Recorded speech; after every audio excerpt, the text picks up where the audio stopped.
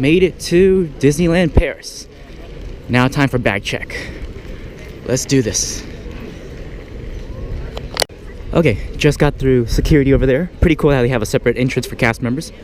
So over there is a Disneyland Hotel and Disneyland. But today I'm heading to Walt Disney Studios.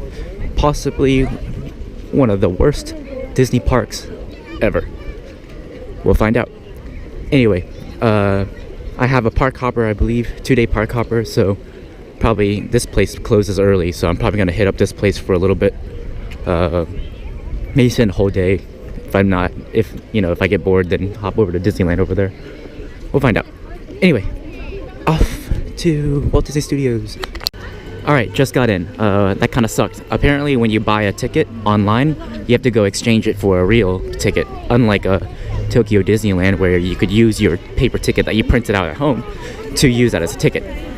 So that kind of sucked. But I'm in. At least now I get a real ticket as a souvenir. So yeah, they didn't really tell me that. At least not in English. So, oh, Cinemagique. I'm surprised that billboard's up there, because apparently that closed. They're apparently getting rid of that. Anyway, so I'm probably gonna head over to Ratatouille and check it out. So this looks okay. It's very soundstagey. Not a big fan, but whatever. Oh, Brown Derby, cool. I love how Brown Derby is a quick service.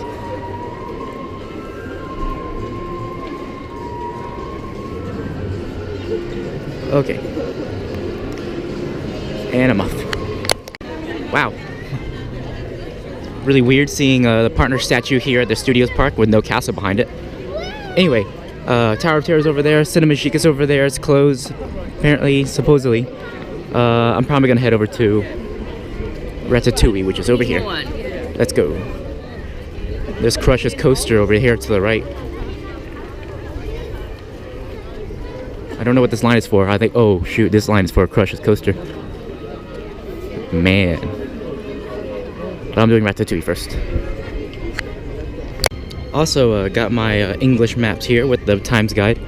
Interesting thing, it's very like universal, where they have 2 parks for 1 map. So that's pretty cool. Very cost effective for them.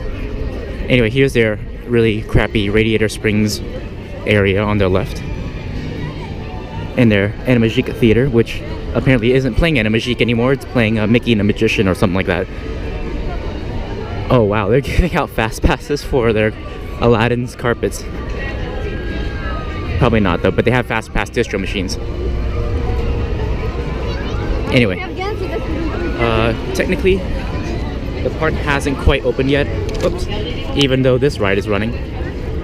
Oh wait, maybe Crusher might be down actually. Oh, never mind, spoke too soon. It is not down.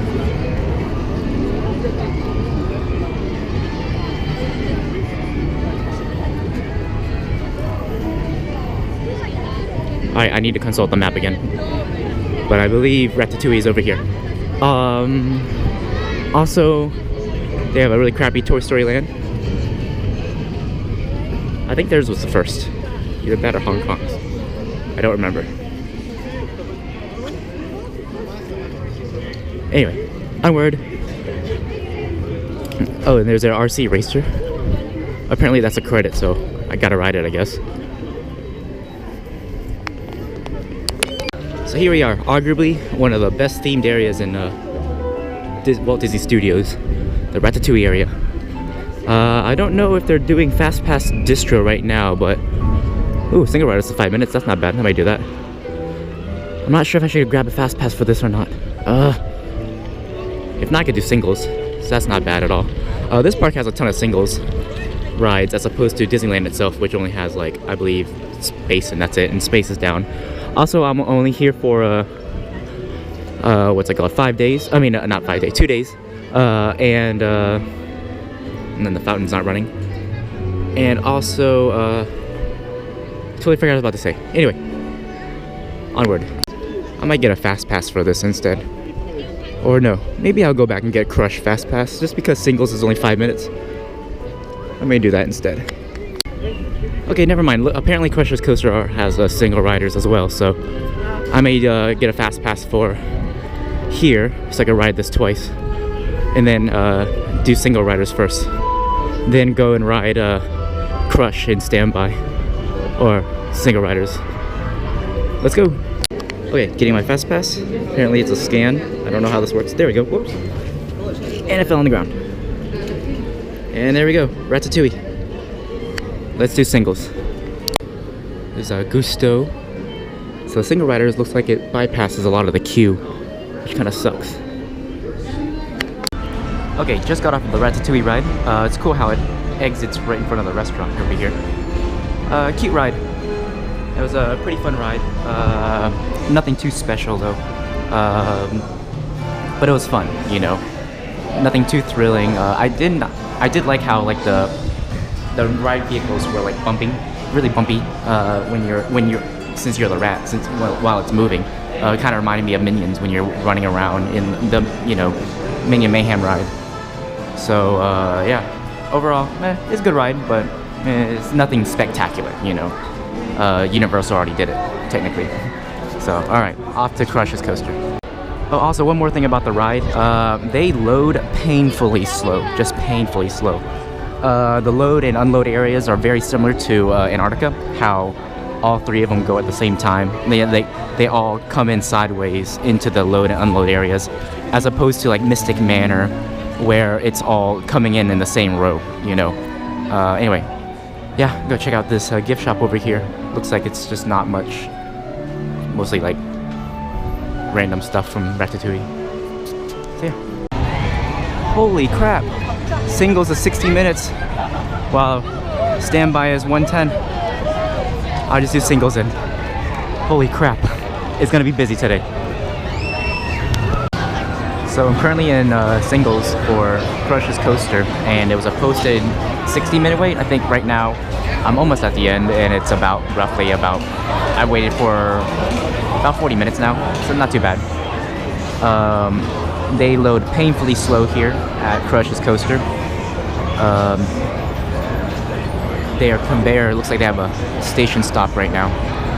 Forgot to check seats or something. Anyway, it's a conveyor belt system with no conveyor, so it constantly moves while getting on the train itself. Overall, the line barely moves. I've been watching standby and it's just crawling. I'm not a big fan of their costumes here. Their costumes are very generic land costumes, like their Toon Studio was their land. So it's not like themed to Nemo or Crush, you know, which kind of stinks. Oh yeah, one more thing I forgot to mention about Ratatouille was that some of the effects weren't working. I'm assuming they were supposed to get wet when the champagne bottle cork hit us, letting it wet there. The flame effect when you're underneath the stove didn't feel any heat. I'm pretty sure you're probably supposed to feel heat. And I remember seeing other videos of it from before, and when you're underneath one of the carts as it's rolling around, you're running with it, and the wheels move. I've seen that move, and so far I haven't seen, when I was riding, the wheel wasn't moving. So some of the effects weren't working, which was a shame. So yeah, they keep station stopping right now. So I'm sure, you know, they're cascading like crazy back there right now. So yeah, which kind of sucks. So I hope that doesn't happen to me when I'm riding. Some of the show effects might be off sync or whatever. So just got off of a Crush's Coaster, and wow, that was way more forceful than I thought it would be. Fun ride though. Effects were lift hill was pretty fast. I was not expecting to go like almost launch up the lift hill. So that was pretty awesome. Very fun ride. I was surprised. But the effects were okay. I could see kind of why they would launch us up the lift hill, because Bruce the shark kind of jumps out at you when you're going up the lift hill. But overall, cool coaster.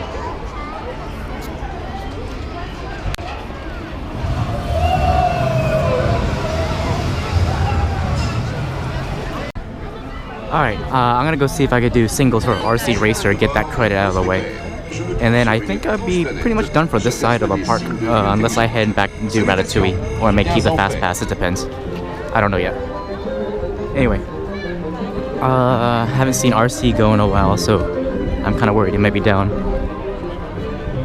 But yeah, onward. So this is their, oh, there's RC. This is the Toy Story Land. So far I've already been to Hong Kong Disneyland's Toy Story Land, so basically looks identical for the most part. Oh, it looks like parachute ride isn't open. I don't know if it will be, but it seems they have the cast here for it. So, yeah. Let's get this out of the way, I hope. So it looks like a 60-minute wait and maybe a... Don't tell me that's a 50-minute wait for singles. I can't tell. It looks like it might be. This is gonna suck.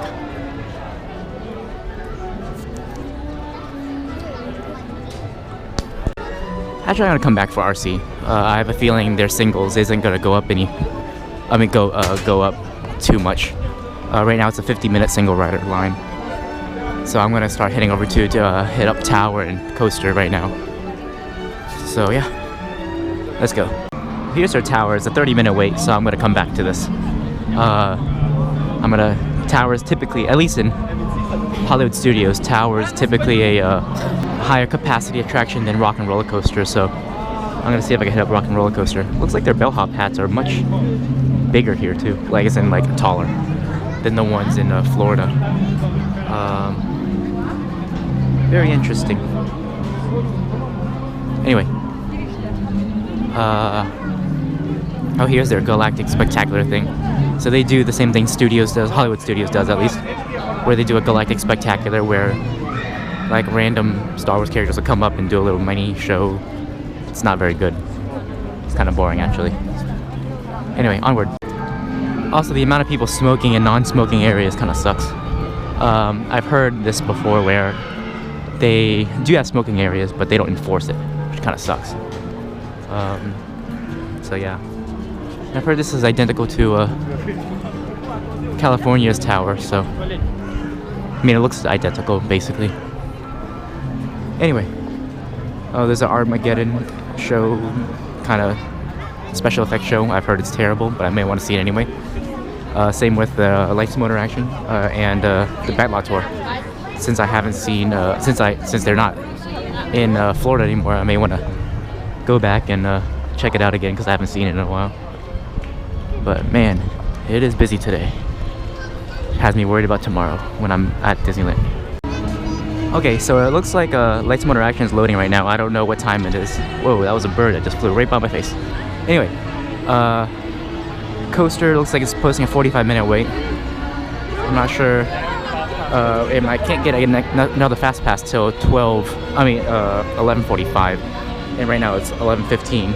I need to consult my guide map to see if I could what time Lights Motor Action starts, to see if I could squeeze in getting a Fast Pass and then running to go see Mickey and the Magician. So we'll find out. Oh, Lights Motor Action starting now, so I'll go see this now. That way, right when this ends, will be time to get my next Fast Pass, which is for the other one. Can't remember. Probably get a Tower Fast Pass or something. Anyway, onward. Very similar layout to Florida with all the cars here. Also, one thing I noticed is that a lot of their the buttons they have here are a lot bigger than the Florida ones. Here, Lights Motor Action going. Since I've seen it, I don't really care.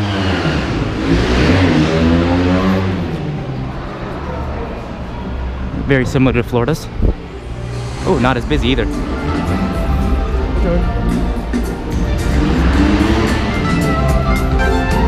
What the heck is this? This is so different from Florida's. Also, it is weird walking in front while the show's going on. Okay, just finished Lights Motor Action.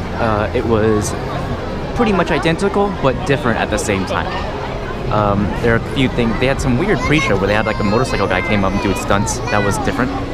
Then it ran into the introductions and then the ballet chase scene, which I felt like the ballet chase had more pursuit cars than Florida's version. So that was interesting to see. If I know the Florida one version very well, I've seen it many times, so I know basically everything about it in terms of like what they do in terms of, you know, what's coming next and all that. So it was slightly different. I'm surprised for the fake car, you know, the remote control car scene. They chose a grown man. Also, there's no jet ski in this show, which was kind of weird because in the final scene they actually showed there was a jet ski in terms of, you know, the final edit of the video that they showed before the climactic ending. And also they used a different car to do most of the big stunts, like the hero car, different hero car. So like they had a smaller red car do the truck jump and also the finale jump. Also the and there's little bits and pieces that are different. That's why I was pretty surprised how different it was. I thought it would be identical. And the motorcycle hero was very cocky, which I loved. He was hilarious. He would just, this is the way he does things. He's just very cocky. Also, there's no machine gun guy that falls from the roof onto the ground like there is in Florida, which was cool. But I noticed that instead of like an AK-47, which looked like, which the Florida version had, this guy was using a submachine gun. And what's cool is when he was shooting, you could see the shells coming out of his gun. And I was like, wow, that's actually pretty detailed to have the shells fly out of the gun. You know, the empty bullet shells. So that was really cool. Also, the people who do the seating you, the people who seat you, it was interesting because they would, you know how most, at the bottom of the stairs, they'll make sure no one runs into the road where the cars are. And what's cool is that, what's interesting is that they actually brought out little folding chairs and they just sat blocking the middle, the aisles going down. You know, sounds pretty interesting to see that. Sounds like someone's doing some leaf blowing over there. Anyway, the fire guy was pretty funny, the guy that caught on fire. Right when he seemed like he caught on fire for a while. Maybe slightly longer than Florida's fire people guy. And also the fire guy is right before he went down, he like pointed at the driver. Yeah, it was pretty funny because he actually pointed at the motorcycle, the hero motorcycle, right before he died. You know, like a you kind of thing. So that was pretty funny. So yeah, now I'm gonna go grab a Tower Fast Pass and I don't know what I'm gonna do. Maybe a coaster or something. All right, now I'm eating at. I got a coaster Fast Pass instead because Tower was out, which was kind of weird. Also, I'm in their Main Street covered area, and I went to their quick service area. And I got a burger and fries. So I got a meal that came with burger and fries, fruit cup, or I could change the fries for salad, and any drink. Which is weird because they give you little tiny packets of sauce. It's kind of weird. So yeah. So I'm assuming this looks like kind of like a backlot area because we're right behind the Brown Derby and all that stuff. And there's a live band playing right on their Main Street version area. So yeah, let's eat. Okay, just finished lunch. All of this costs roughly, I don't remember, maybe 13, 14 euros. Which isn't too bad for like drink, side, fries, burger, and a fruit cup. Burger was overdone. It tasted good though, but it was, you know, it felt like it's been on the thing for too long. Fries, they taste like McDonald's fries, just not as good. Slightly lower than McDonald's fries. And because of that, they're thinner than Disney World fries. Fruit cup, it's okay. It was basically a grape, 2 grapes, some pineapple, honeydew, and cantaloupe, and Coke is Coke. It does taste a bit different here, but I don't know why. In terms of like, I can't really explain how it tastes different. So, yeah, that was my lunch. Starting to get a little busy now. Also, I noticed there's a microwave down there. Right down there, I believe. I don't know if it's real or just a fake one for a prop, so I don't know if someone could actually go and use it. Also, this decoration right here kind of reminds me of SpongeBob's house. You know, his pineapple. So every time I see it, I'm like, SpongeBob? But I'm like, wait a minute, I'm not Universal. You know. So yeah. It was okay. Nothing too spectacular. Okay, just did Armageddon, the special effects thing.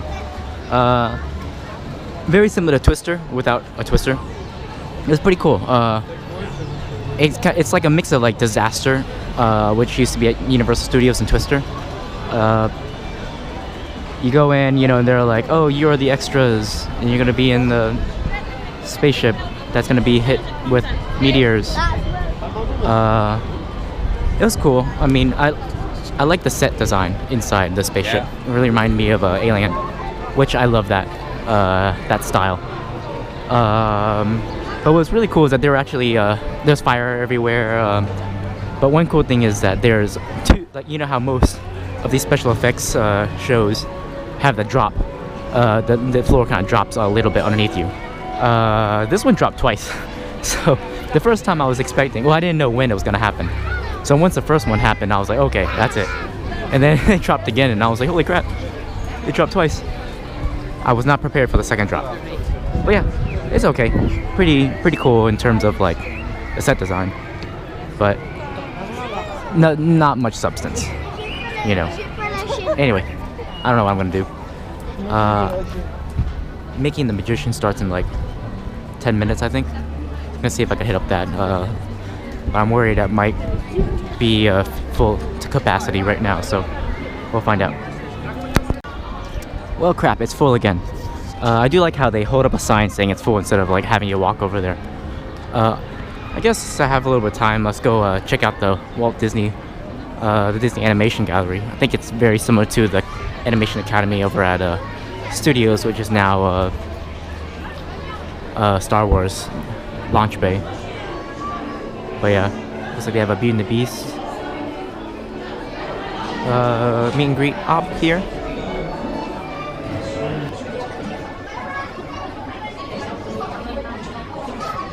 Yeah, a lot of these games are very similar, except for this. This is pretty cool. You can make your own cartoon thing.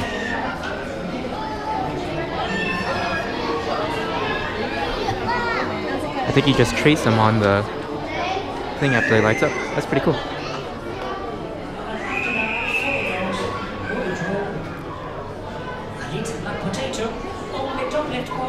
Oh, this is cool. This is their Animation Academy.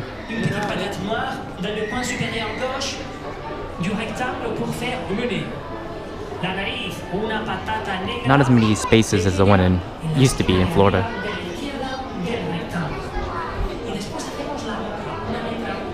And it looks like they turned off the that game on the other side for the queue to meet Belle and Beast, I'm assuming.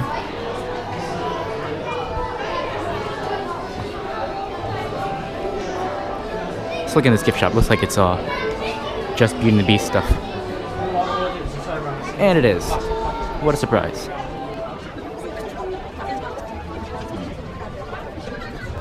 Okay, I'm done with the Animation Academy. Let's go wander and do something. I don't know. Oh, tower's at a 40-minute posted. And what's weird is that they're posting people on the outside. So a lot of people wait on the outside, then they post them into the queue, which is kind of weird. Okay, just did Rock and Roller Coaster. It was okay. It was the exact same layout as Florida's, which I already knew that. The visuals are better. I actually like, you know, lights and like basically concert stuff, as opposed to cardboard cutouts of Hollywood. My audio kind of sucked on it. It was like, I could only hear like the left side. So I have a feeling that maybe my audio was just out when out during my ride. Also, the story of it was kind of like weird. It's hard to follow. I think like their pre-show was really, really quick. It's like maybe a quarter of the one in Florida's, a quarter long compared to the ones in Florida's. I don't really know what's going on. It's just like he's designing a thrill ride or something, and we're in like a concert or something. It's really hard to follow if you aren't really familiar with it. But yeah, it was cool. I mean, nothing really special. You know, I was never really a fan of Rock and Roller Coaster. I mean, it's okay, but not like, wow, best roller coaster in the world. You know, there are better coasters out there. But it was fun.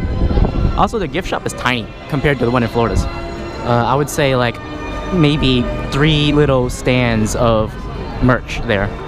You know, like and that's it. It was really weird to see that. So yeah, anyway, I don't know what I'm gonna do. Probably gonna walk around and see if there's anything. Let me do the RC Racer, get that out of the way, or the Batlot Tour. Okay, so I forgot to mention I just got off of RC Racer.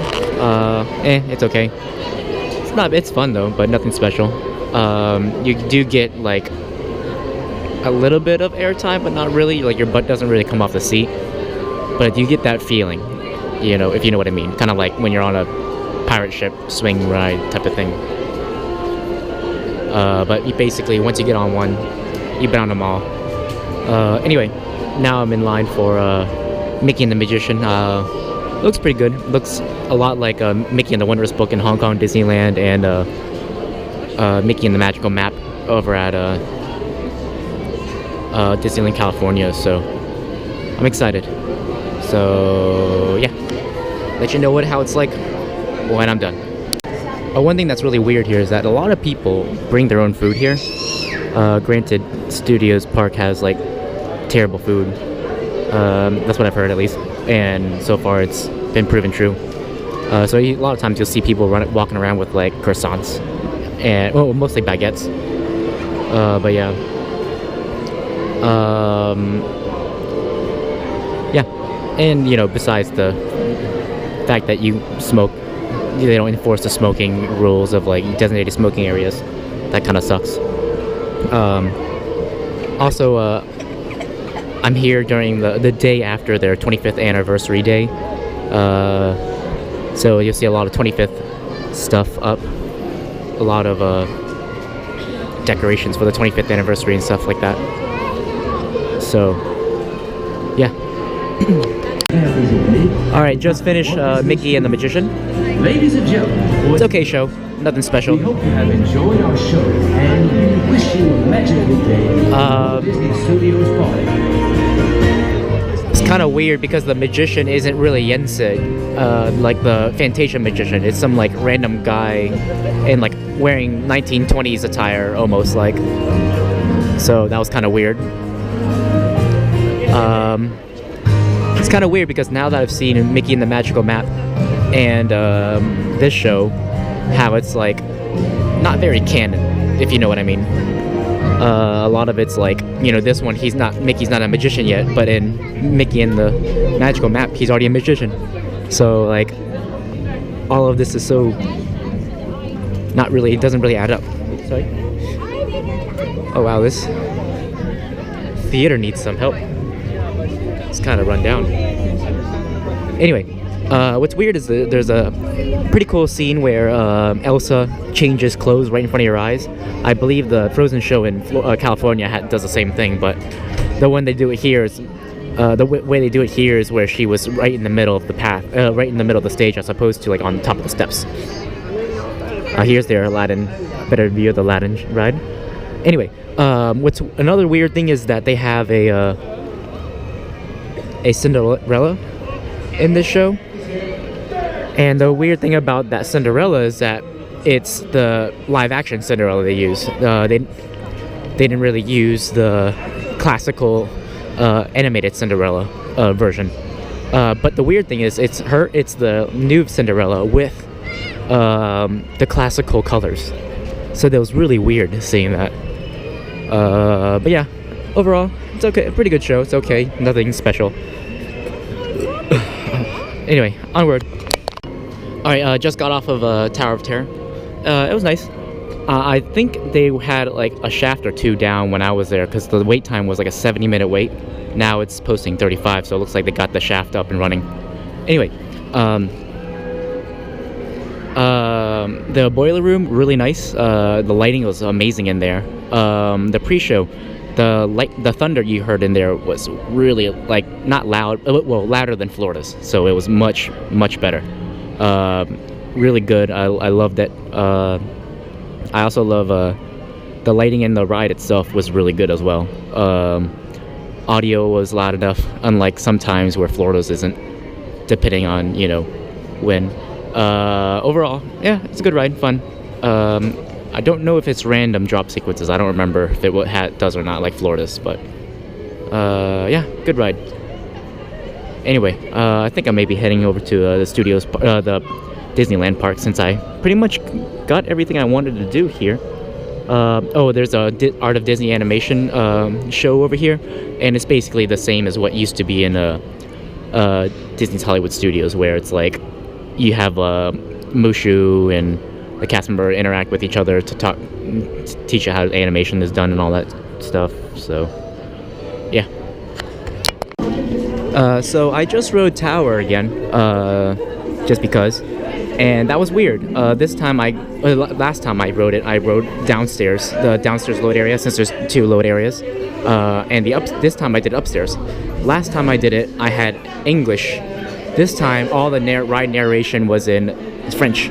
So that was super weird. Never had that before.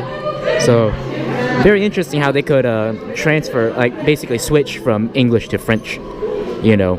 I don't know what caused it to be English or French, you know, or if it's just random if you get French or English, but that was pretty cool. Anyway, also I love the, I did the, what's it called? Oh, here's the gift shop, by the way. It's not as nice, I guess. This is really cool, though. Anyway, the library scenes were awesome. The initial thunder was really loud, and I love it. The lighting, amazing. Everything about it. You know, all the effects were great, you know, compared to Florida's. But yeah. Anyway, I believe the studios is closed, so I'm going to be heading out to Disneyland now, because they close at 10. Alright, done with this park. Probably going to be heading out to Disneyland now. Let me get one last picture, though. And, yeah. So far, fun park. It's not bad. I mean, there's, like, zero theme, you know. But, you know, hey, they have a water tower. That doesn't work. Or anything like that. But yeah. Anyway, off to Disneyland for like a few hours. Oh, so apparently they have people like writing their names and stuff like that, just like Florida and California, except for some of them look really cracked and like damaged. So that kind of stinks. Anyway, that's their Disney Village. It's basically downtown Disney. Don't know if I have enough time to go in there. Oh heck, why not? I haven't been. I have all day at Disneyland.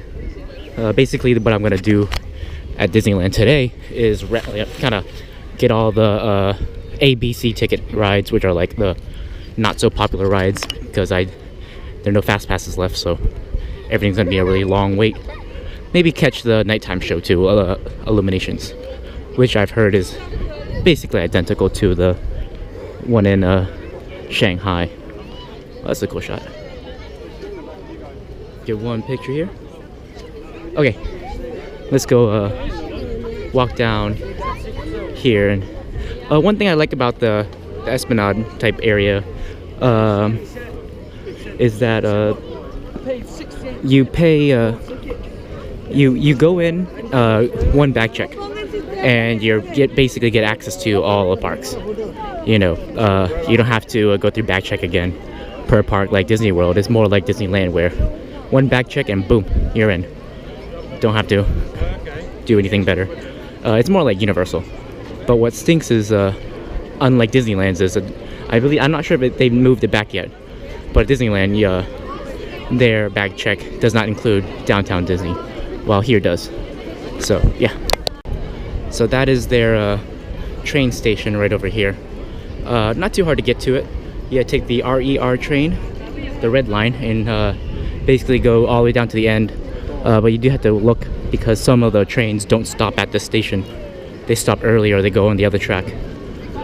So overall, it's really easy to get here and not too expensive. I believe a one-way ticket is maybe, or maybe two-way ticket, I believe, is 20 euros ish, which, you know, from Paris, maybe cheaper because I'm actually living south of Paris, and then I had to go up to the center of Paris and then go all the way to the east of Paris to get here. So I'm just probably gonna walk the length of downtown Disney, or Disney Village as they call it here, to see what they have here. I believe they have an Earl sandwich, which is nice too, and their Earl is one of the few places that has free Wi-Fi, which was pretty cool. And since Studio just closed, a lot of people are exiting the park. I'm going to the train station over here. So yeah, let's keep on walking. There's a Net's Diner, don't know what it is. Look, maybe it's a quick service, possibly. Another Disney store looks like on the to the right of a Net's Diner. They have Characters in Flight, a Planet Hollywood, as seen here. What looks like a German restaurant to the right. The one looks like a castle. I don't know what that is. Oh my goodness, and they have a fresh made cotton candy.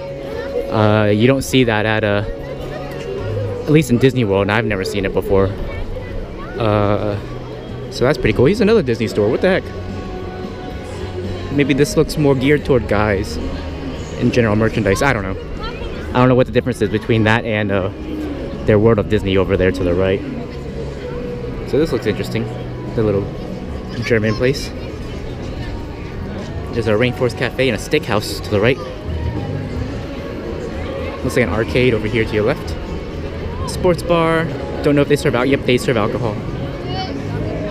Which I guess is okay since it's Disney Village and not Disneyland. Since most Disneyland parks don't serve alcohol. The Starbucks looks very new. Then again, some Disneyland parks do serve alcohol. Forgot about that. How they started serving them in the restaurants. The Starbucks looks pretty modern, so it looks like it's newly added. So that's pretty cool. Rainforest Cafe doesn't look as well themed as the one in Florida.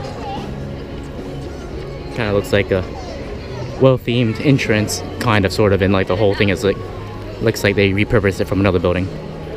A huge McDonald's, holy crap. And a tent over there, I don't know what tent that is. A Lego store, Disney fashion store. Cafe Mickey, don't know what that is. Something about toys, World of Toys. Off to the left. That person said hi to me, I guess. I don't know what she said. There's a cage over here. I don't know if there's an animal in there or not. Or it's a fake crocodile. Yep, it's a fake crocodile. Oh, here's the Earl. Cafe Mickey on the left. And straight ahead is, I believe, Sequoia Resort. I don't remember the names of the resorts here. Besides the main one, the Disneyland one. And I think that's it. This is the main pool, the main lake area, and it's just all basically resorts on this side. Yeah. Anyway, time to walk back out over. Let's go to Disneyland. All right, I only have like a little bit less than 2 hours here. So I guess I'll just ride some Fantasyland dark rides or something like that. Just get it over with, you know, so I don't have to worry about it tomorrow, which is pretty cool. So this is pretty cool.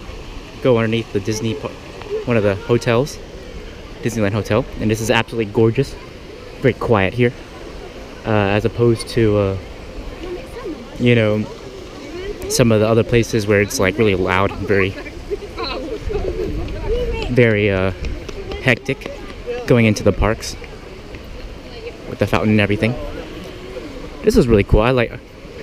It really feels like I'm in like a little park, you know, kind of like a city park or something. I like this.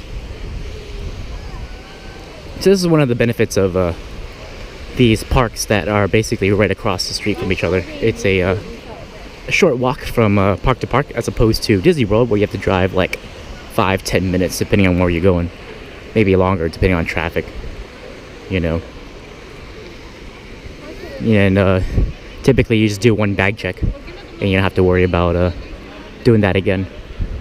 But it's nice. It really reminds me of a mixture between the Grand Floridian and the Boardwalk resorts at Disney World.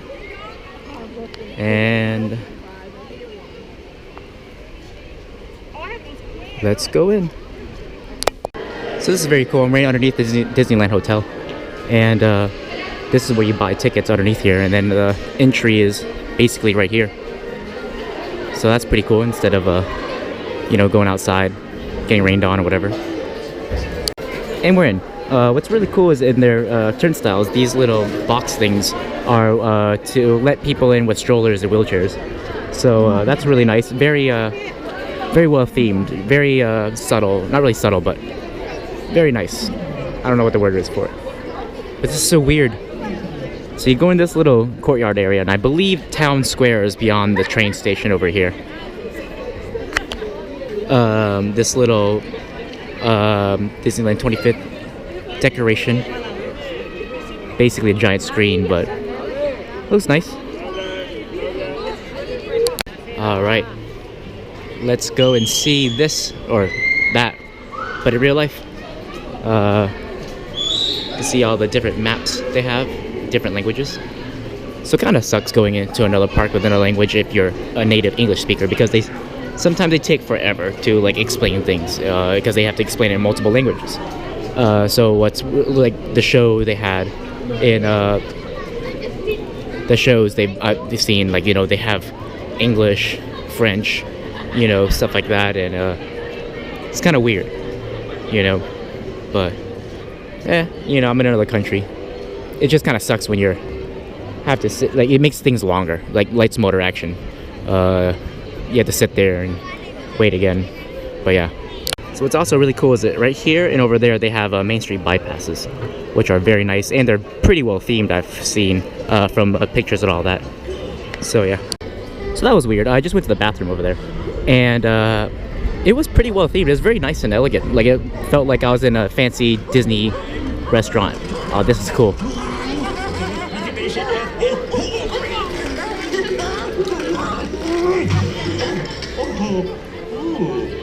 Only got part of it. Chisel nurse.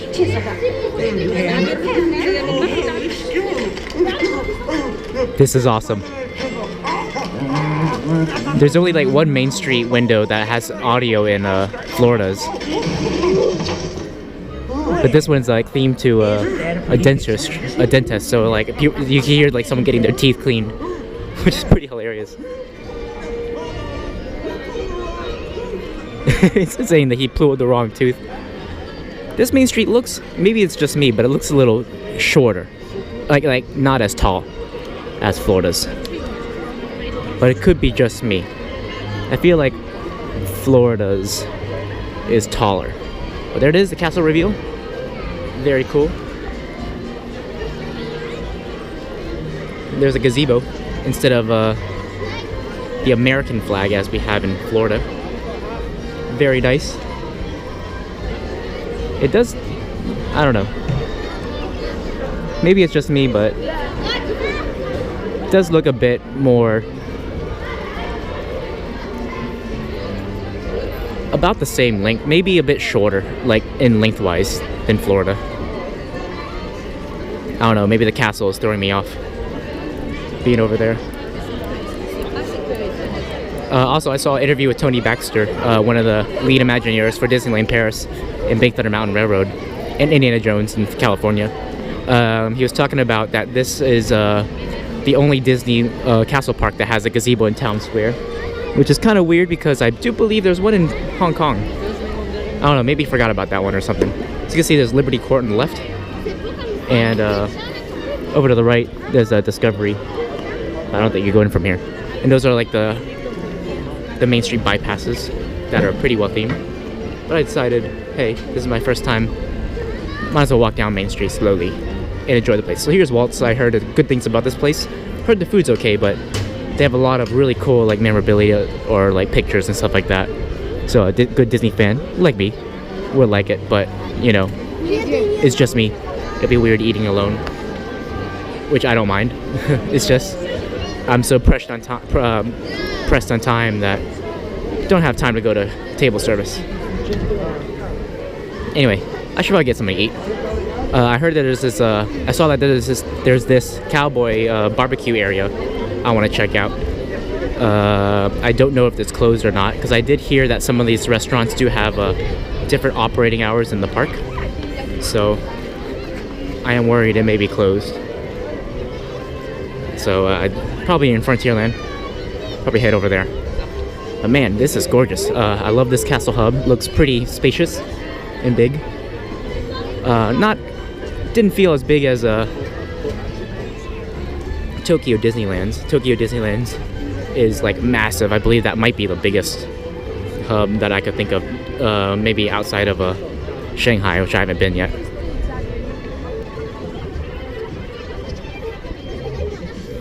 Got the fresh popcorn smell in the air. Amazing. Anyway, what's really weird is for this park, Frontierland and Adventureland have switched spots. So like Adventureland's over here to the left. Frontierland is even further left. This looks like some the control panel area for the nighttime shows here. And what's so weird is that they don't have a partnered statue here. That's unheard of. I don't know. I don't remember if Hong Kong has one in there or not. I don't remember. But here's a Frontierland. Probably arguably one of the best lands here, between here and Discoveryland, which is their version of Tomorrow World or Tomorrowland. And what's really interesting is this is for their Frontierland. This is the only park that has a Big Thunder Mountain Railroad as their focal point. It's like right in the center of Frontierland, as opposed to most other Disney castle parks where it's like out in the corner, you know. So it's as they say in the theme business, as Walt used to say, a weenie, where it kind of draws you toward it, kind of like the castle and everything. There are way too many antlers here. This is like antler overload. May explore this fort a little bit later. And what's cool is that this Frontierland is themed to Thunder Mesa, which used to be part of the what we were supposed to get in Disney World, Florida, which is pretty cool. I don't know where I'm going. I need to look at the map. Anyway, they have we were supposed to get a huge land themed to basically like with a Big Thunder Mountain ride and like a Splash Mountain type ride, but all themed together in one show building, which would have been really cool. There's beautiful Phantom Manor, which I'm looking forward to. Thunder Mountain, which I'm also looking forward to because it's on a mountain. Probably one of the best Thunder Mountains in the world. I don't know where I'm going. I need to look for this barbecue place. Consult the map. Anyway, be right back. So this is their other side of the Frontierland. Looks like they have an on-ride photo for Big Thunder. Wow, Big Thunder's at a 75-minute wait. Screw that. Probably road drop this tomorrow. Anyway, what's really cool about their Big Thunder Mountain is that it's situated on an island. So basically, the station is on this part of the island, and the station's on this part of the island, and then the other part, the rest of it is all on it's on this part, and all of it is on the other part of the island. So as you can see, it basically has to do a drop to go into the into the island, and then a drop to come out of the land, leaving it in like a big finale. So that's pretty cool.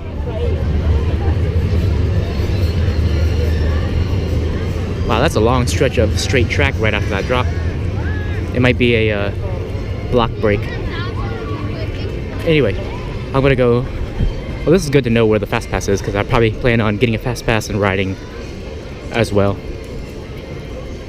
So that'll be pretty cool. Looking forward to riding this.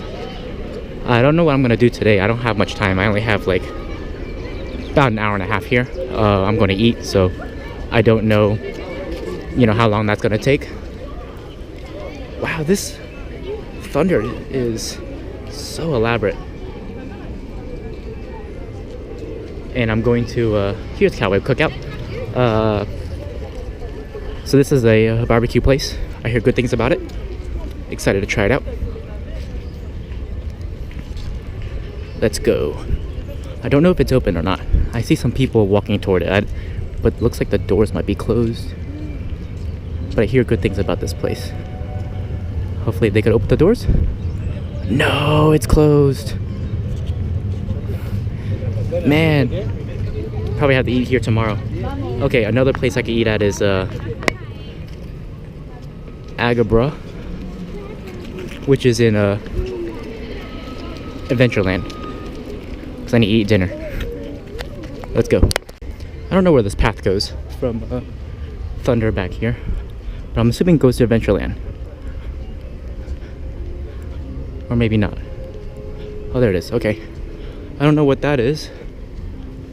It's like a quick service location, but I don't think it's the one I'm looking for. No, Pizza Outpost. Heck no, it's not. But it does look like I am in Adventureland. That's for sure. Wait, I probably need to go there. This looks more Aladdin themed. So what's really cool about this quick service location is that it's themed to Aladdin, and I'm looking forward to it because I've seen pictures from it, and it looks a lot like the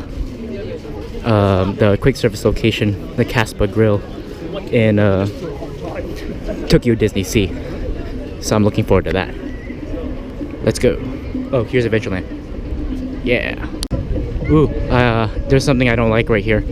Since I'm in Adventureland and seeing the castle poke out above the buildings, I am not a fan of that at all. It does really kill the illusion that you're in what's it called? Adventureland, seeing a French-style castle poke up on top over the buildings that are themed to, like, you know, to Adventureland. Not a fan of that. Okay, deciding to eat at the Hakuna Matata restaurant instead. This is a quick service over here, and what's really cool about it is that it really reminds me of the Tiki Room right now. I'm getting some huge Tiki Room vibes.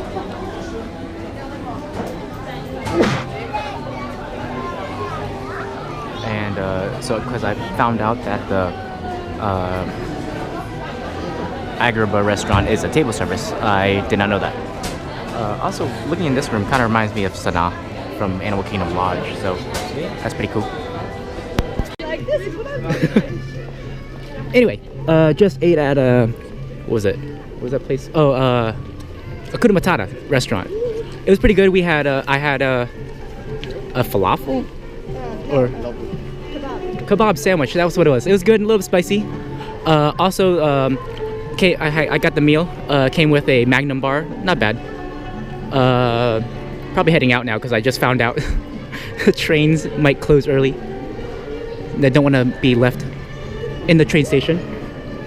Anyway, also came with like corn fries, which are kind of weird. Tastes like regular fries though. But overall, not bad. Wasn't the best thing I had, but eh. Anyway, I'm heading out tomorrow. I'll be back here again bright and early. Got a rope drop Thunder Mountain over there, and we'll see where it goes after that. Bye, Disneyland Paris. I'll see you tomorrow morning. Oh, the maps. 25th anniversary and Disneyland lobby. Okay, wandering around the Disneyland flagship hotel. It smells like baby powder in here, so it's kind of funky. So as opposed to the other places, looks nice. I love all the theming around here. I do like how you had to go through security to come here, though. That's nice. But what's weird is that when we went to security to come in from the other place, from the train, we didn't go through a metal detector. That's weird. But and they scan your bags. Instead, they opened ours to come from the train. And same with the other place where we went to. Cast members actually had their separate entrance, and they go through a metal detector and a bag scan. So weird. All right. Made it for round 2 of Disneyland Paris. Walking in Disneyland Park this time. I'm tired. I didn't get much sleep last night. Anyway, some comments about yesterday that I forgot to mention. For Rock and Roller Coaster, their cue audio, the cue music was weird. Like it had it was playing like regular rock songs, you know, like French. Believe it was French rock songs, and maybe like I heard Korn, like the band Korn, and I was like, what the heck? So that was really weird. Anyway, after that, I think our audio was also out of sync. Riding Florida's Rock and Roller Coaster so much, I knew, like, you know, the timing of like the, you know, going down part. When he sings going down, you would actually like make that left turn down the drop, but it was a little like late, you know. So I'm here for rope drop. Looks like they're not letting people in yet.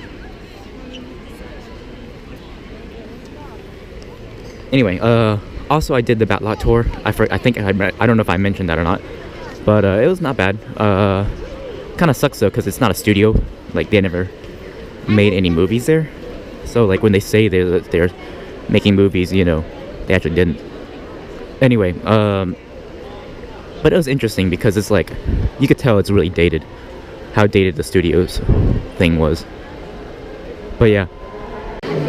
So a little advice, right now the queue to get in goes all the way back there for a rope drop. But if you already have a ticket, you can just come in, sneak around where the people buy their tickets, and come over here where the line starts, where I am, instead of like at the other side of the end of the building. So, little tip. All right, just got in from the crazy turnstiles. Now time to run over to Big Thunder Mountain Railroad. I think this time I may take the Main Street bypass. So yeah, oh yeah, also grab my map. You can see how many different languages they have. Get a times guide, which is only in French and English, and a map. Good to go. Oh, and they have the Main Street vehicles up. What the heck is this? Oh yeah. One really cool thing is that they enforce selfie sticks here. So they don't let people come in with selfie sticks. You know, I've been seeing that. But a weird thing is, unlike Disney World, they are not taking them away. You know, I don't know why. Okay, that's just a meet and greet for Mickey. I don't know if I could go into the bypass or not. I think I can. She looks like she's directing people in there. If not, I'll get yelled at. I can, cool. Wow, this Main Street bypass looks incredible.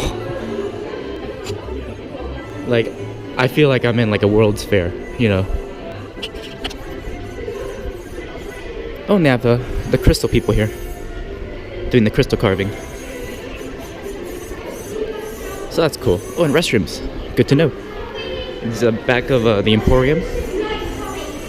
I don't know what this is. I don't know what's in that room. I'll have to check that out later. But now, have to go and grab that Thunder Fast Pass and do standby. Very nice.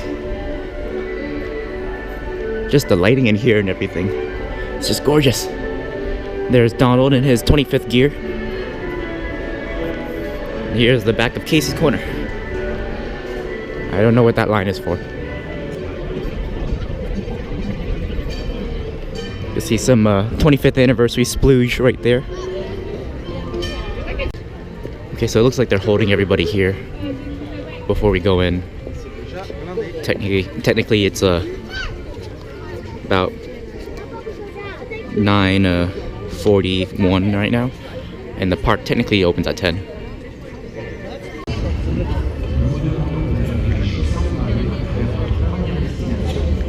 So we're sitting in this crowd waiting for a rope drop, and these two guys to my right, the girl and the guy in the black further down, decide to light a cigarette in a crowd of people. Best place to do it. Welcome to Disneyland Paris. Anyway, some audio started coming off, so it looked like we were about to rope drop soon.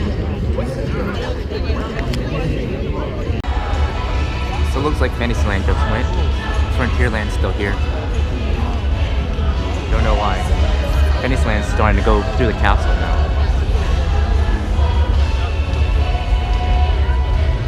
Don't know what's going on here.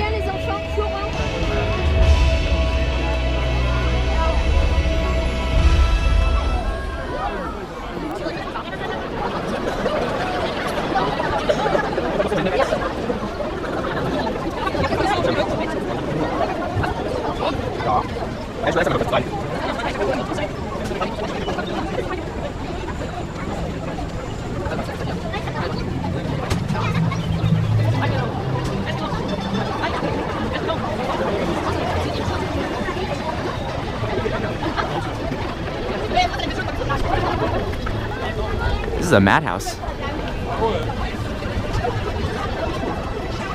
Nothing like a good rope drop in the morning.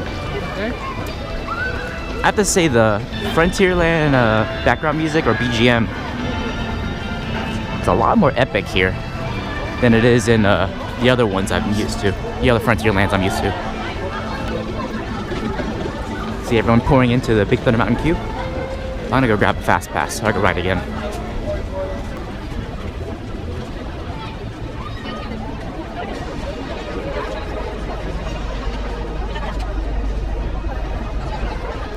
Holy crap.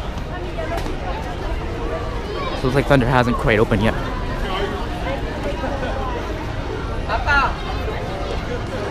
I'm gonna go in here and grab a fast pass really quick though. Looks like distributing for 11:30, 12. Also their fast pass intervals are like 30 minutes each, so it's kind of weird.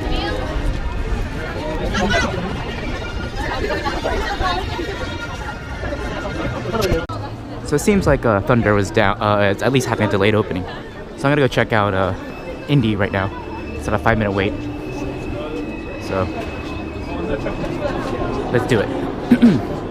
Just because this has a lower capacity than Thunder. I think I should be okay. Because that queue was not moving at Thunder. Like they weren't letting anyone in the queue yet. You can see how Indy is. I don't know if this is 5 minutes. It doesn't feel like it. Looking at how the queue starts right there. But it's a pretty nice queue. The roller coaster itself doesn't look as well themed as the one in Tokyo Disney Sea. I don't know where they're going.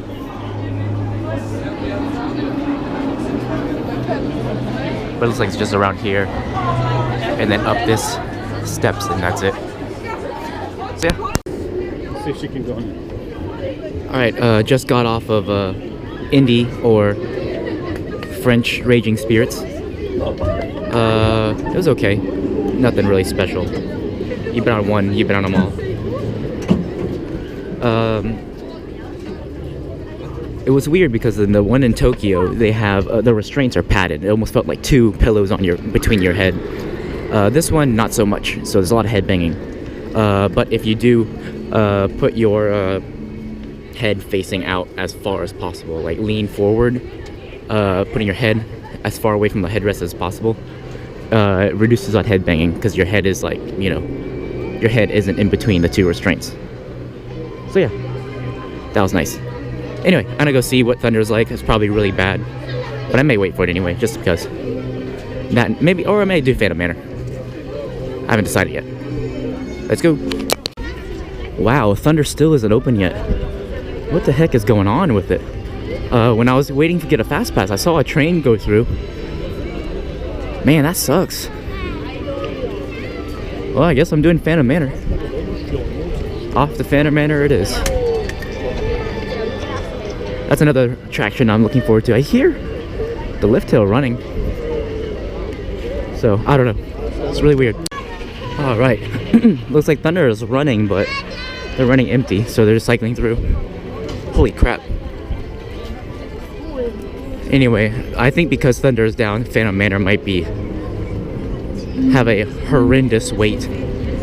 But I don't see a wait time anywhere. But I'm gonna do it anyway. Just because Thunder and Phantom are like the two biggest things, for me at least, that I'm looking forward to riding here. The issue is that Space Mountain Mission 2, which is going to be Hyperspace Mountain, and the other place, Pirates, are both down for refurb. So that's what really stinks. Thank you. That's what really stinks. Anyway, this Phantom Manor looks incredibly well done. Like, oh my goodness, this is gorgeous. Oh wait, I think this queue over here. Yep, you can hear the music box inside. I'm a huge fan of Phantom Manor. I know the story and everything. I have the audio, the English audio at least. And it's just one of the darkest backstories for a Disney attraction.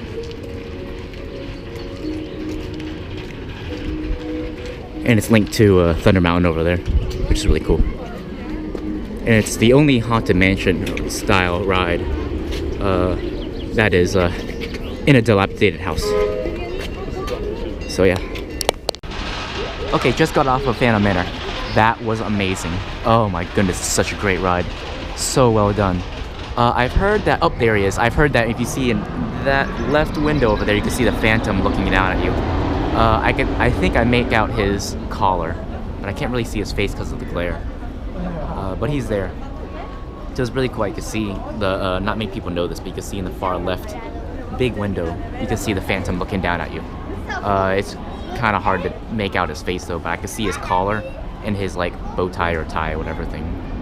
Anyway, looks like Thunder just reopened, so I'm gonna head over. There's probably a terrible wait time because it reopened while I was in line for Phantom Manor. So I'm gonna run over there. Oh, this is pretty cool. They have a splashdown over here.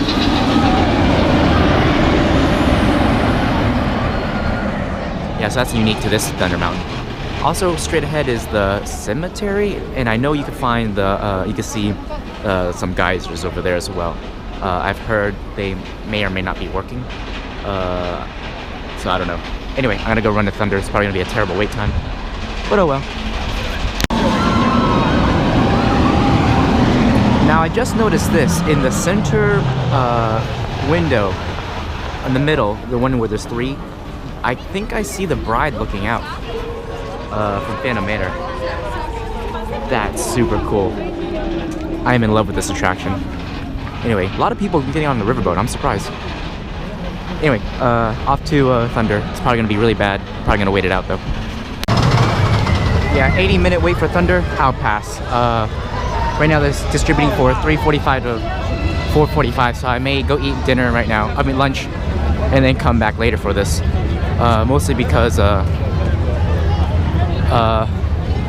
I do kind of want to keep a fast pass for Thunder from Thunder.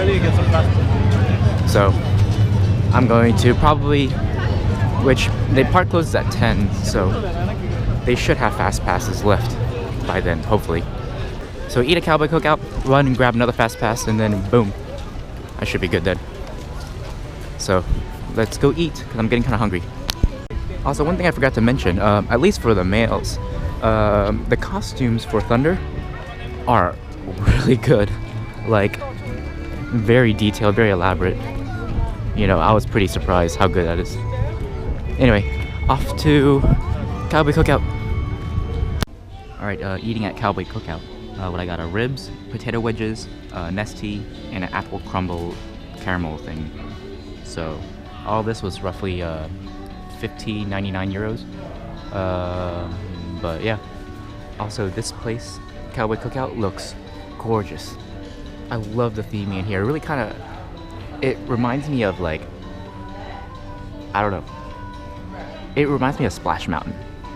Going in the first building, in the queue, with the lanterns and everything. Very cool theming. Also, I see a band over there, like some drums. So it looks like they have some live entertainment here as well. But since it's like 11, they just opened, so there's like no one here. So avoid the lunch wrench. Yay! Okay, I just finished my meal. I couldn't finish it. There's a few fries left over, potato wedges left over. But holy crap, that was good. The ribs were okay, nothing too special. What's weird is the barbecue sauce was spicy. I've never been to a place where their default sauce is spicy, you know, especially at a Disney park where, you know, kids' taste buds are a little more sensitive or whatever. And they're not a fan of spicy stuff. Now, potato wedges were absolutely amazing. Like, wow, they were perfect. Maybe because since I came here early, I could have gotten like a fresh batch of potato wedges, so that was cool. That was really good, really filling. The caramel apple crumble was really good as well. Really sweet, has a really good apple taste to it. They had the crunchy stuff was good, you know. And I like the chocolate little 25th anniversary chocolate thing on top of it. Nestea is Nestea, I guess. Anyway, I am loving this place here. Just this building. The detail is incredible. I love the lighting in here. How they have all the different lighting fixtures. You know, how it just looks like, you know, the lighting underneath this wheel over here. This looks incredible. Just so amazing. You know. Oh, also, I did hear that from an interview from Tony Baxter, one of the Imagineers who was in charge of this place. He said that like a lot of the stuff you see here are real antiques. He just had an Imagineer, one of his other Imagineers, just go out and buy antiques, you know, from an antique shop, and just ship them over. You know, so all these stuff are real antiques that he just placed them wherever. You know, and that's like one of the coolest things ever. I'm so full. Anyway, I have about like 10 minutes before my Fast Pass starts. Also, look at this line. I'm so glad I came here early. Because right now for a while they had one register. And like the line barely moved. But now they have two registers and the line is still barely moving. You know. So, man, I'm glad I was here early. Avoid this wait. So full. Okay. I am so incredibly full right now. Oh, I guess they're automatic doors. That was surprising. I was about to push and I was like, whoa. And there's Woody walking in toward Cowboy Cookout. I love the way he walks with his hands near his belt buckle. Anyway, that was amazing. Wow. Too bad it closes and opens early. Like they open at 11 and close at 9. I mean, at 7. Which kind of sucks. Oh, I didn't realize you could eat out here too. That's cool. You see Woody interacting with the people inside. Anyway, one thing I'm not a fan of in there is some of the lighting fixtures, like the show lighting fixtures to do the ambient lighting. You could they're not themed and you can see them, but there's only a few. You don't really see them that well unless you're really looking at them and paying attention for them. Like me though, since I have a better eye for security, for detail. But look at those. The park security are weird here. Like they're wearing I think they're security, but they're wearing they're basically wearing like a regular fleece jacket, blue fleece jacket with an armband, like an orange armband that says security on it. So that's interesting. Anyway, I need to find a restroom, which is right here, to go wash my hands because they're all sticky right now. And then I'll probably go grab another Thunder Fast Pass if they have any left. Alright, got my Fast Pass, my extra Fast Pass actually, and now time to wait in the standby line, or the Fast Pass line. Which is kind of weird because the fact that they have a Fast Pass return line is this long. It's kind of crazy. It's almost like... How many times do we go around? It's almost like My Magic Plus with Fast Pass Plus. Unless he's pulsing people, which is kind of weird. I don't know why he's pulsing people or people waiting for their time.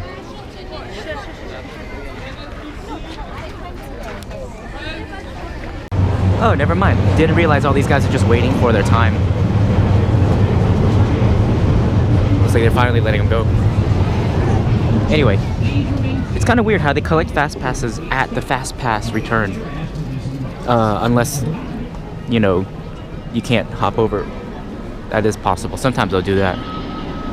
When standby can't hop over to the fast pass line, they'll like collect them early.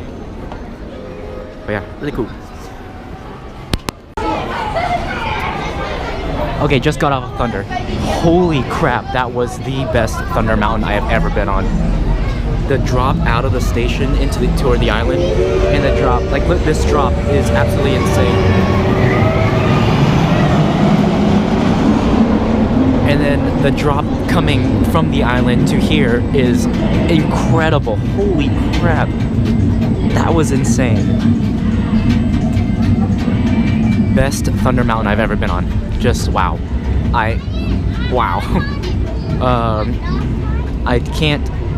I don't know if I like this better or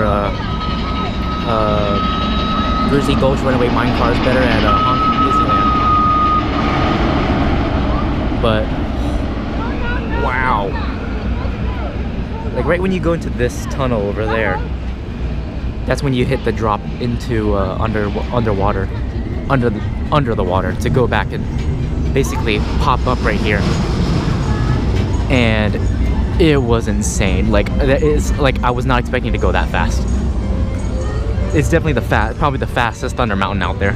I don't know about Grizzly Gulch though. Runaway Mine Cars, that seemed pretty fast from the launch, but wow. And it sounds weird too. It doesn't sound like your typical Thunder. All the other Thunders sound like it's, you know, about to fall apart and all that. The lift tails sound the same, loud and, you know, rackety.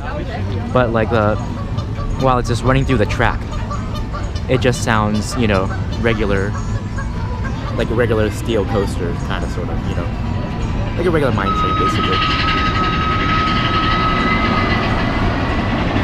But wow, definitely insane. I could see why this is a lot of people's favorites.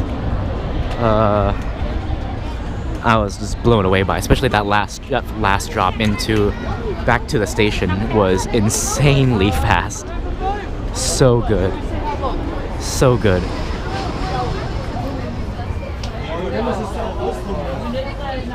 Oh, and I got the last train as well. Very cool. Not as much airtime as the. Excuse me. Excuse me again. Not as much airtime as the Florida version though. There's a little bit of airtime, but not like, you know, pops of air where you're popped out of your seat. This one is just like little small ones. Nothing really special.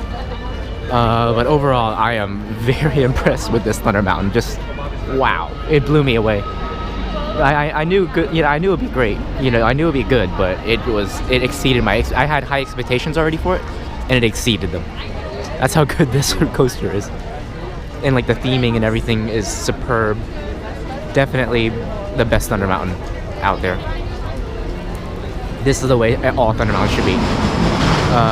And they also had the explosion finale that California has. When you're going up the third lift hill, you know, you see the dynamite blowing up as you're going up. The thing is, when I was in California, when the dynamite was blowing up, you would see like smoke coming out, you know, during the explosion parts.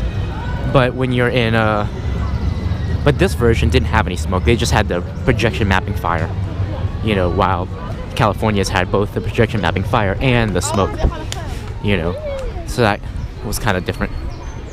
Oh, they have a Jafar meet and greet. That's awesome. That's awesome. Anyway, I guess I go start doing some Fantasyland dark rides. Knock those out.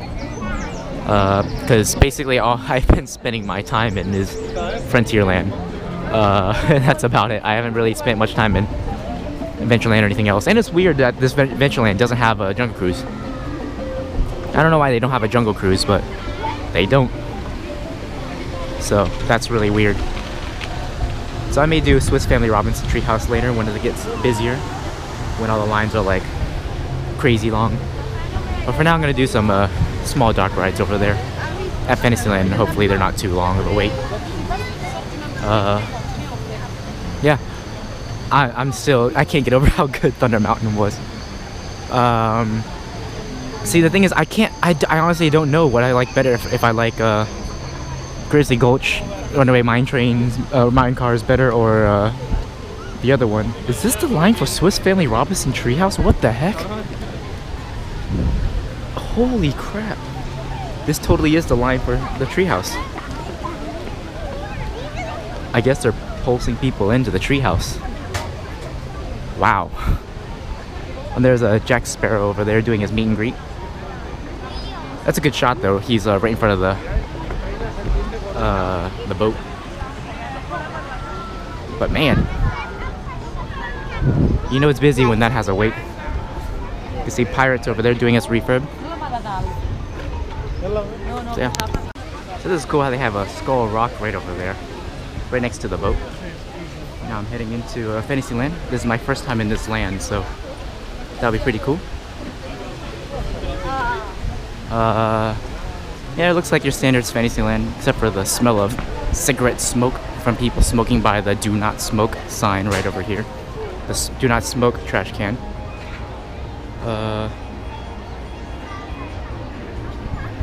But you know, hey, that's a thing here apparently in France, in Disneyland Paris. Okay, over here on the left is Peter Pan's flight.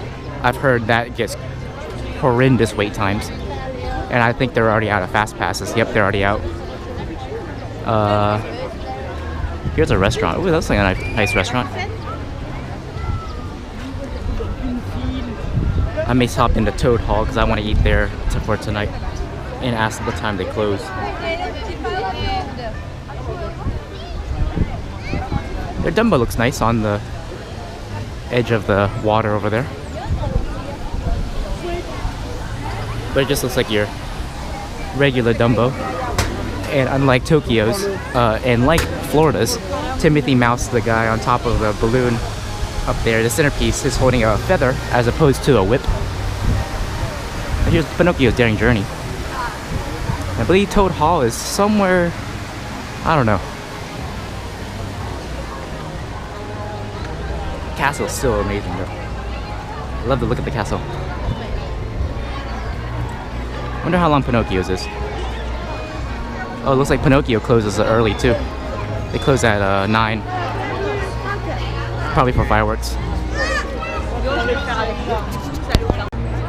Okay, so it looks like most of the Fantasyland dark rides are posting a 45-minute wait. Pinocchio over here to the right, and Snow White is too. But since Snow White closes earlier, I'm gonna do a Snow White instead. So this is what a 45-minute wait for Snow White looks like.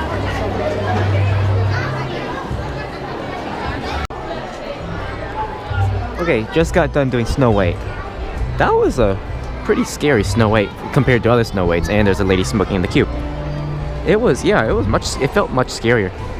I guess good ride. What's weird is that a lot of the Snow White's rides, like they are, when you compare them all together, they all seem like out of order. Like some rides are like, you know, you start one way and then you go the other way and whatever, you know, the scenes seem like jumbled up when you compare them from the other ones. Oh, looks like Pinocchio's a 20-minute wait, so gotta do this instead. We don't have a Pinocchio in Florida, so always nice to do Pinocchio when you have the chance to, you know. But yeah, overall, it's a good ride. It seems scary. There's a lot more like darker scenes, or they just seem longer, you know. But yeah. All right, just did Pinocchio's. It was alright. Just a regular Pinocchio style ride, dark ride. I don't know what I'm gonna do yet. I may just walk around a bit, grab some photos. I do want to do the Alice in Wonderland maze over there. I also want to do Small World over here to the right. Also want to do the what's that thing called? Casey Jr. train ride and the Storyboat Canal, whatever ride. I think I may do Small World because there is a show I think at 2:20, and right now it's like 1:38. So I may go and do Small World now because since the riverboat ride, the what's it called? Since Casey Jr. and the other Storyboat ride is right next to each other. I may knock those two out at the same time, like, you know, back to back. And I don't think I'll have enough time to do both of those and make it back in time for the show. So, probably do Small World and head over there. So I went to one of the gift shops right next to the castle, and like, look at this. This is incredible for being right next to, like, for being a gift shop. With the animals and everything. Interesting, because I'm actually looking for a the walkthrough instead. Small World was a 30-minute wait, so I wanted to find the walkthrough area. Man, this is incredible. This is a really cool gift shop, I have to say. How it's like half castle, half Snow White's house, like the Seven Dwarfs' house. You walk through this bridge. Too bad there's water running. There's no water running. I don't think there's supposed to be water running though. But it would be cool if there was. It's like Seven Dwarfs Mine Train in here. You can see the Seven Dwarfs mugs.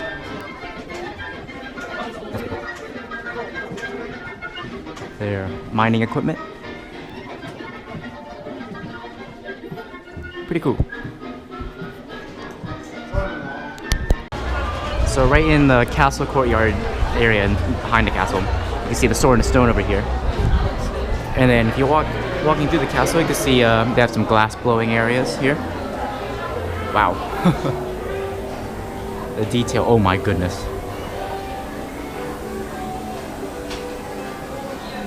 So it looks like this is part of the walkthrough with the dragon. I see the dragon. That is cool.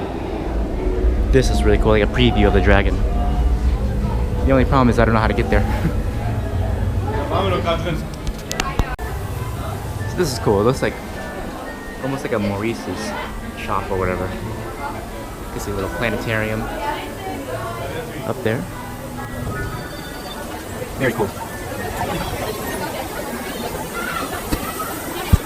There's so much detail here. Like right over here is a Mickey's sorcerer hat. Very cool. Very cool. Very cool gift shop.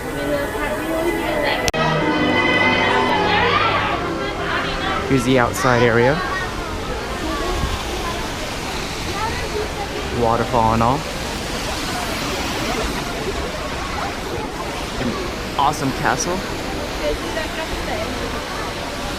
And over there is where they do their castle shows, which I'm a fan of. Putting the castle show to the side, so you don't have to worry about clogging up the Main Street vehicles like they do in Florida. So they have to stop the Main Street vehicles in Florida to do the castle shows. Because the seating area for the castle show is the where the Main Street vehicles go. Let's check out this store over here. It looks like a Christmas store. Pretty nice. Anyway, let's go up these steps. I don't know what's up those steps. Looks like a La Belle Boris Dormant. I don't know what that is. Could be a restaurant. I don't know.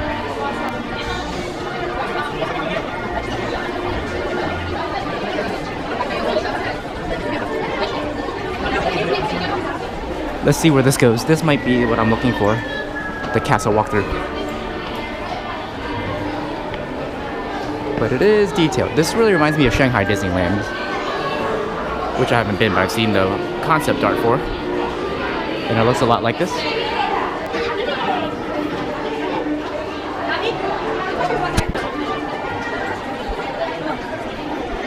Very nice stained glass, telling the story of Sleeping Beauty.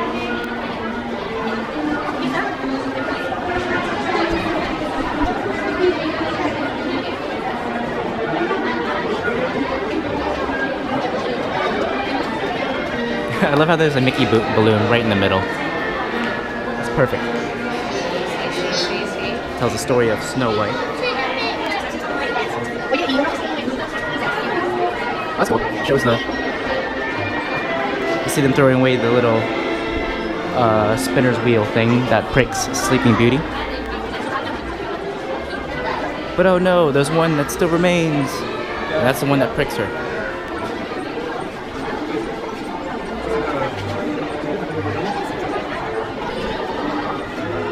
I don't know what this is. Oh, I love how he's sleeping. You can hear him.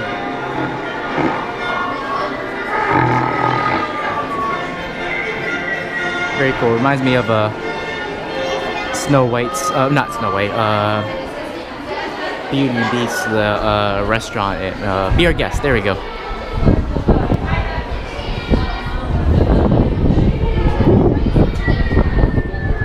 Guess the tour continues this way, where we get amazing views of Fantasyland, and we get people sitting on the turrets, on the walls over here, and also people blocking the path.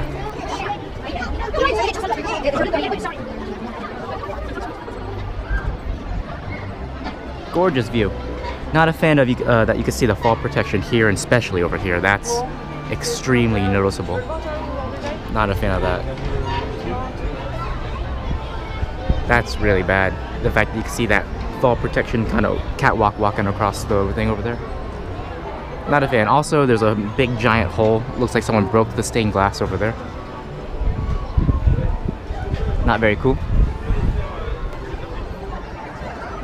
Also, really nice views of the castle from down here. Very cool. I'm glad I did this. This is a cool walkthrough. Oh, here's a view of their Tomorrowland, which is there. Call it Discovery, something. Oh, and there's a walk down.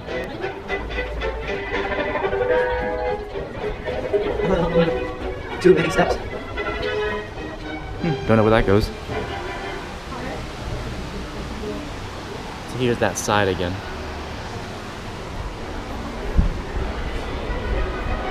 I guess that was it. I want to see the dragon. I don't know how to get to that dragon. I have to ask a cast member. Okay, I freaking found it. Let's go and explore this cave. I might need to change my ISO settings. It's very low. Be right back. Okay, that's a bit better, I guess. But it's very cool in here. Kind of reminds me of Tom Sawyer Island.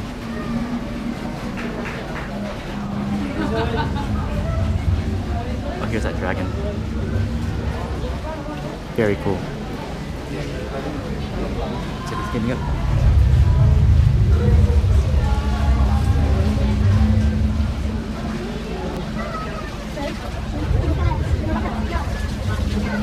I love the fact that his feet are moving and his eyes keep open and closing like he's sleeping or trying to sleep.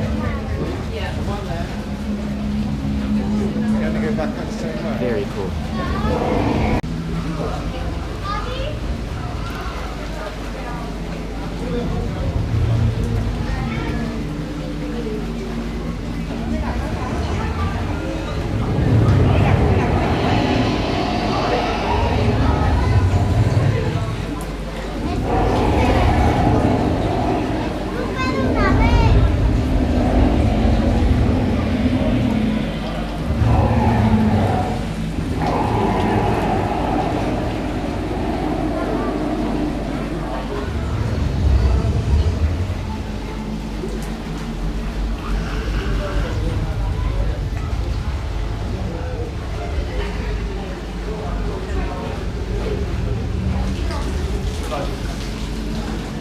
Just the atmosphere in here.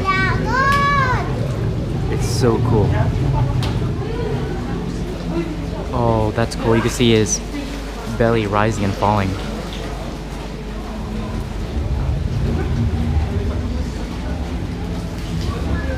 This is one of the coolest things ever. It's very subtle to see his belly rise and fall from his breathing. And his wings moving a little bit from the breathing as well.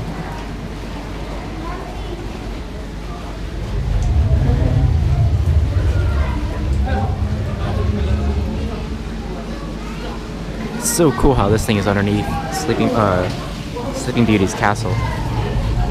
It's pretty fluid for a 1992 dragon, but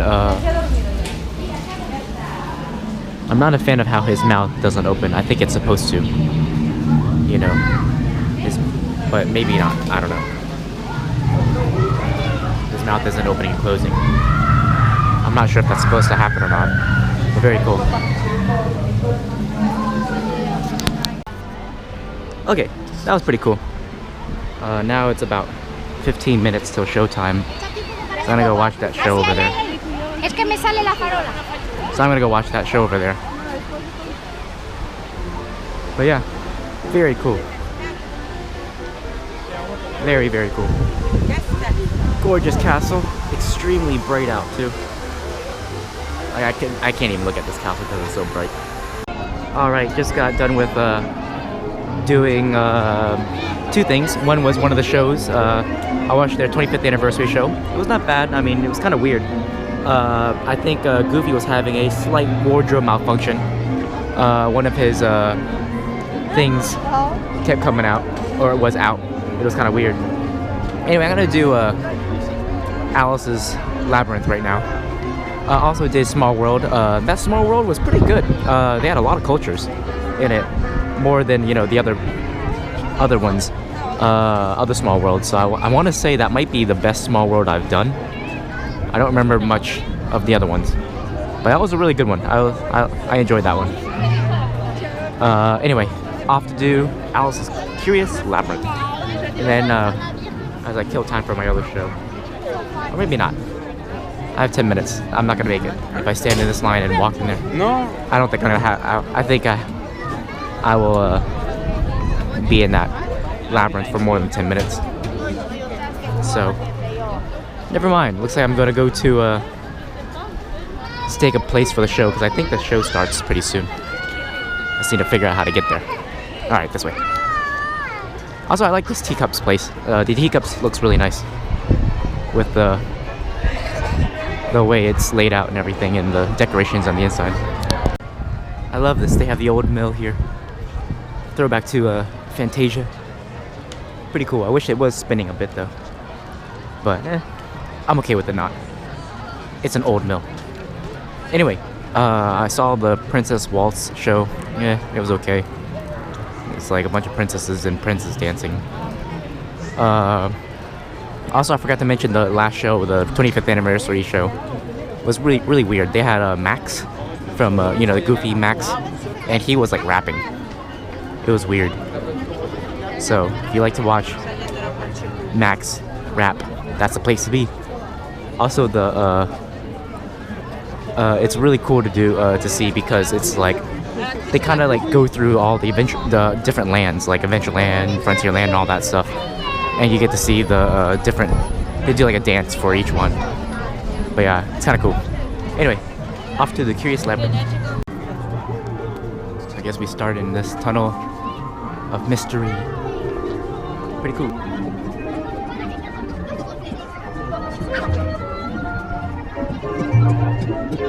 Don't know which way to go. Let's go this way. So yeah, I don't really know the layout of this place, so I'm just kind of wandering around and seeing where this takes me.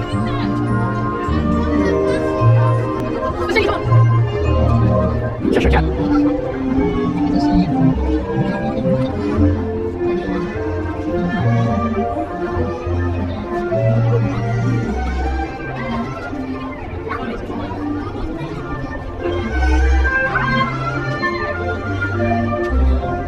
It's pretty clear for it so far.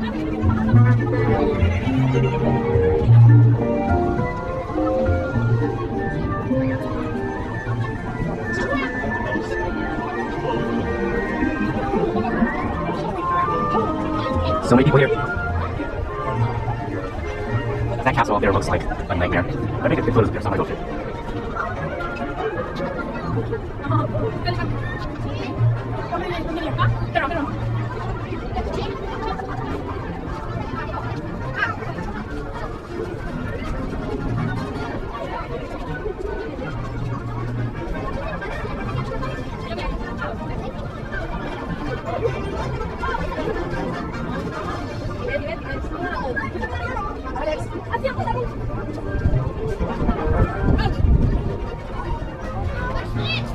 This guy's antenna isn't doing very well.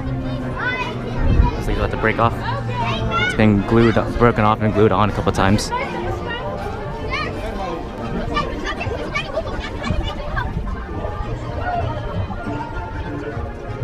Smells like gasoline here. It's like combusted gas. Oh, there's a train over there, maybe that's why.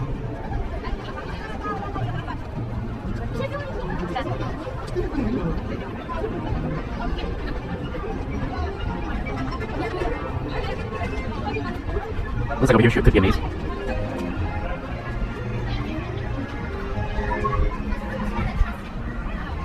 Okay, I think I went the wrong way, like the way back.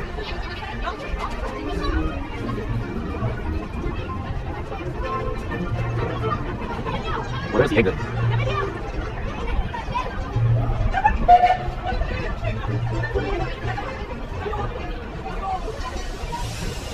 See, I just took a long way. I just gone this way instead of going around.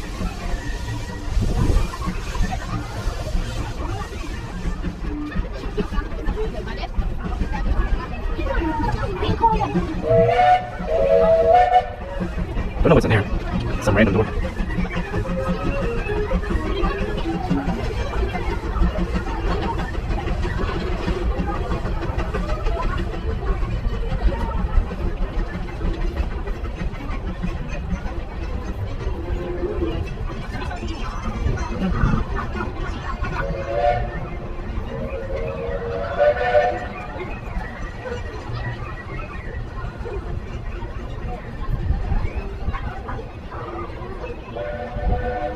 I got worried for a moment when I saw this fence here. I was like, did I go the wrong way?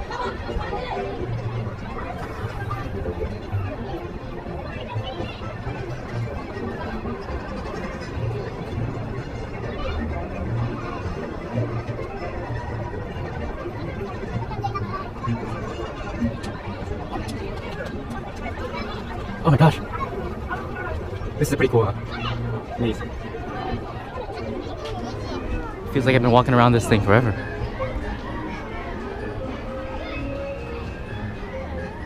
Oh, these things are like... C'est avec vos têtes que je vais jouer au croquet. That looks bad. I can see the mechanism from up here though.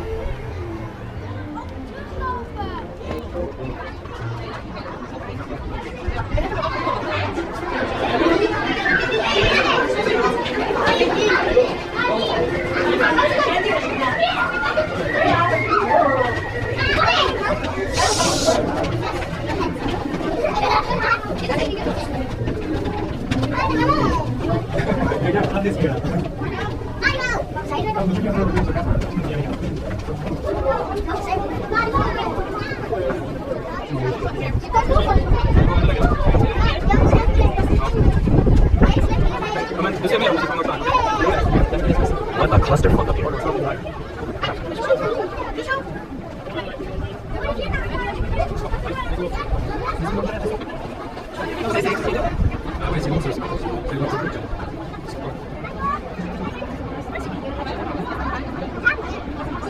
It's a great view up here though.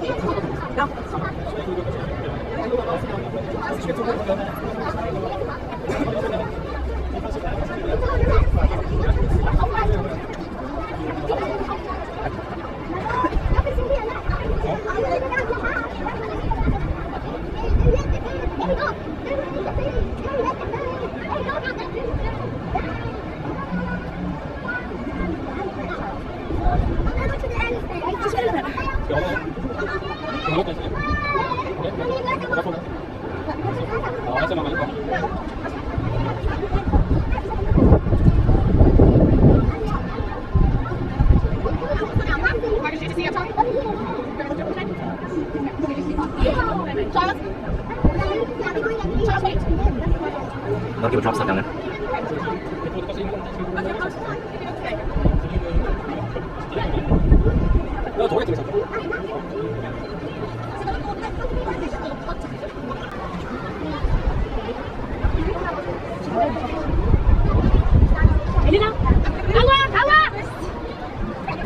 Sur le château! Château! Château! Le château, Awa! On est sur le château! Awa! Château! Awa!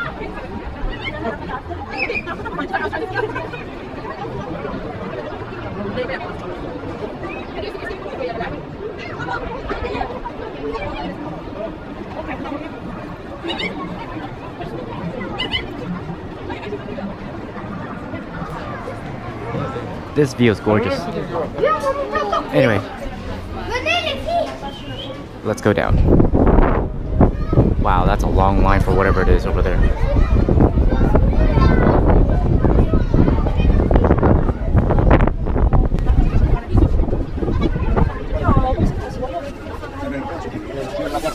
These are very near steps too.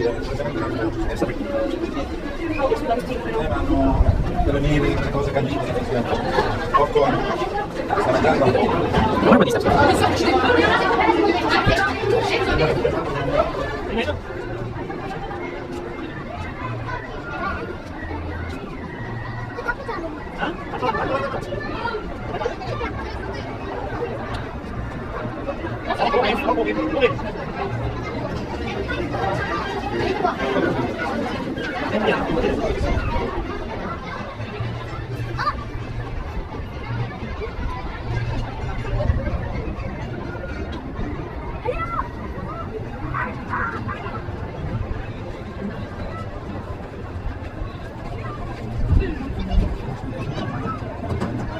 And now I guess we're doing this is the unhappy birthday.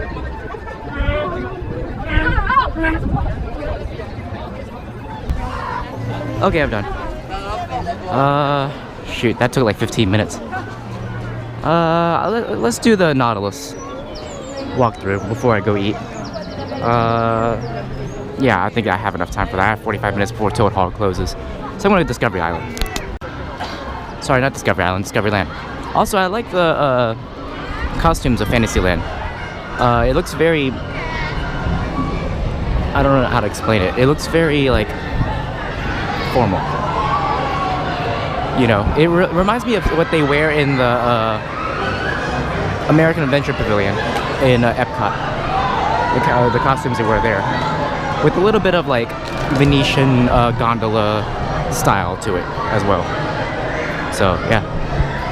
Anyway, off to Discoveryland or whatever, their version of Tomorrowland.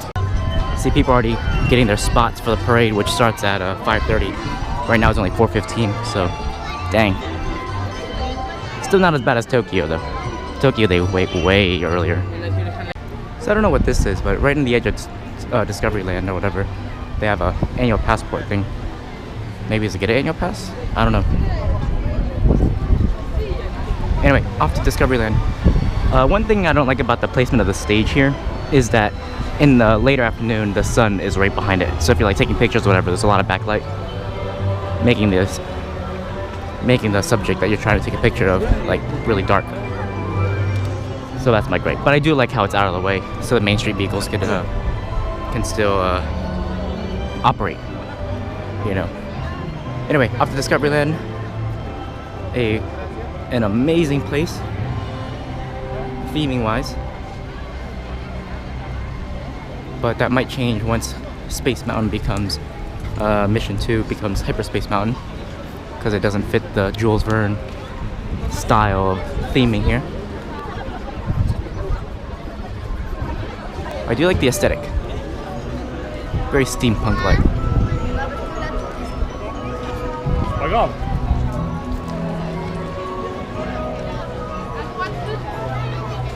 Still really bummed that space is down.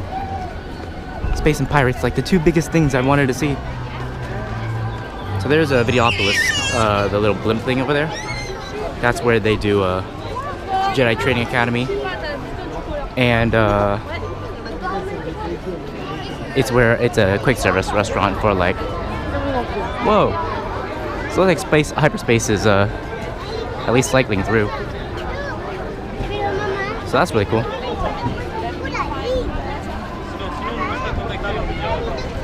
Anyway, Videopolis looks really cool though with the blimp and everything. I may pop my head in and get a peek, see what it looks like. Some popcorn.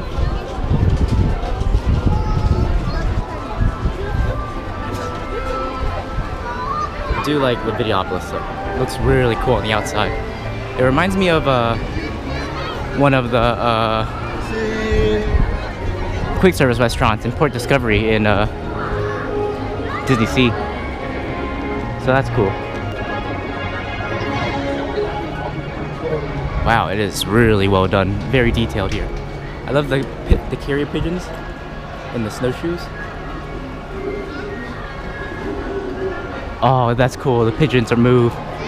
They move. Let's go in and see what it's like.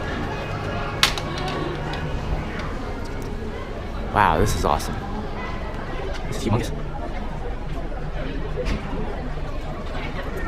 So what kind of sucks is that they kind of Star Wars the place here. Oh, this is cool, the themed soda machines. So this is where they do Jedi Training Academy, which is awesome because you can get food and eat while, you know, you can watch Jedi Training Academy.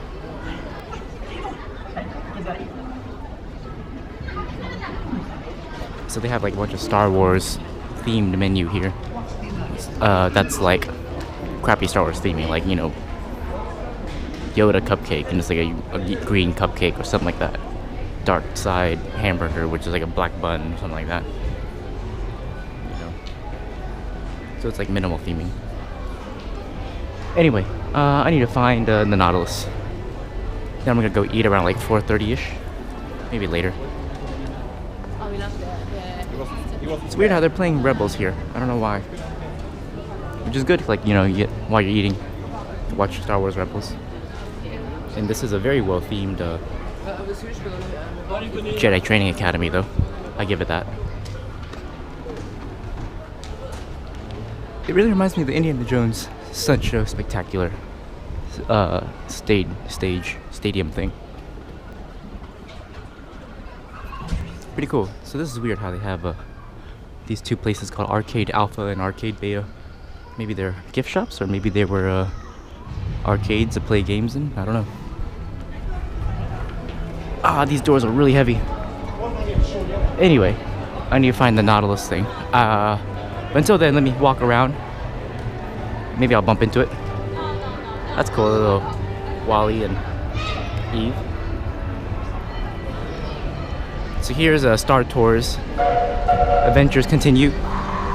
So they just recently opened this up for regular, from their original Star Tours to Adventures Continue.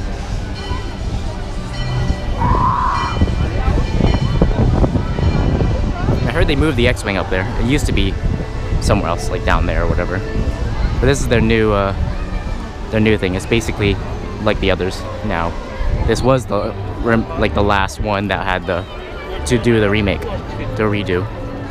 That's why it has a 7-minute wait right now, and the fast passes are all gone. Anyway, I need to find Nautilus. Found it. There it is. Okay, now I need to walk all the way around these stupid walls.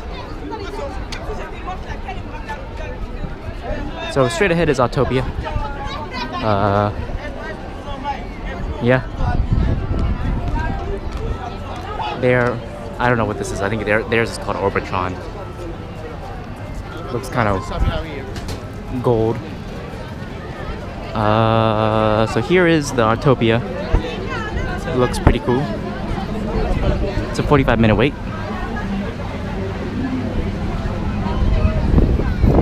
And the cars are definitely not as loud as the ones in Florida. That's for sure. They also seem like they go slower.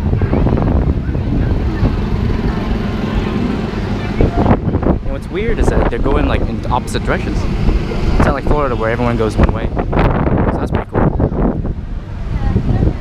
So here's a Hyperspace Mountain. And the Nautilus, which looks gorgeous. And this water is extremely blue. Almost like a swimming pool. Alright. Let's do the Nautilus. I am excited. This is one thing I'm looking forward to. It's basically a walkthrough. So yeah, but I'm excited about seeing all the detail they have in here. So that's gonna be cool. Let's go. Nautilus, 5-minute wait. Let's do this. Oh, but first, here is the loading area for Autopia. Pretty cool. Pretty interesting how the cast members have like the safety kind of thing that they're wearing around their chest that really stands out. I guess they don't, you know, they might have had an issue with regular guests not seeing them. Nautilus, let's go. Let's go.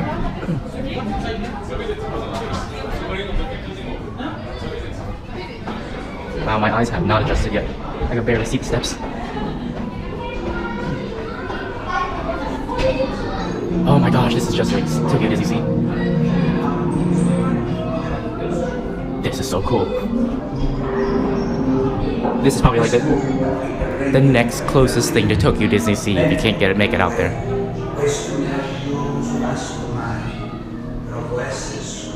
Time out, let me change my settings. There we go, now it's better. So yeah, it really reminds me of Tokyo Disney Sea here.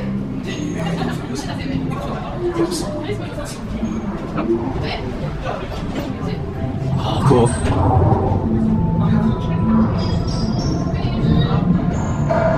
This is so cool. This really reminds me of a 20,000 Leagues Under the Sea attraction in Disney Sea. So this looks like his bed.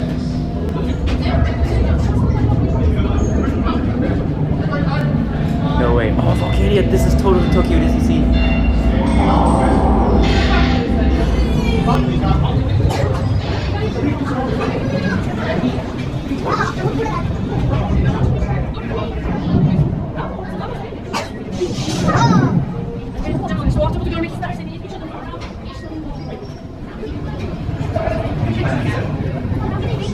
This is really cool. Is this a real pillow? Oh, it is a real pillow. It's Captain Nemo's organ. Oh, that's cool.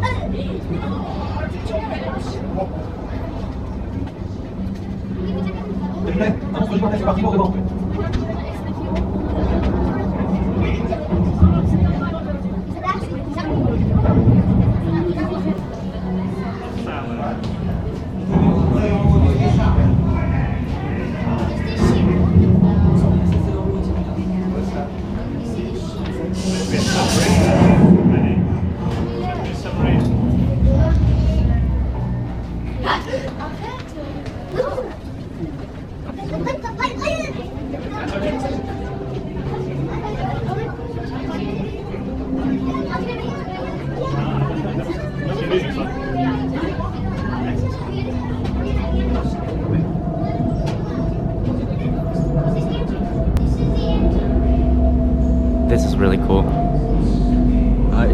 This is totally getting huge 20,000 Leagues Under the Sea vibes from Tokyo Disney Sea.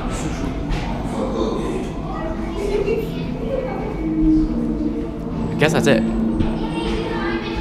I do wish it was a bit longer though. That's my only gripe about this attraction.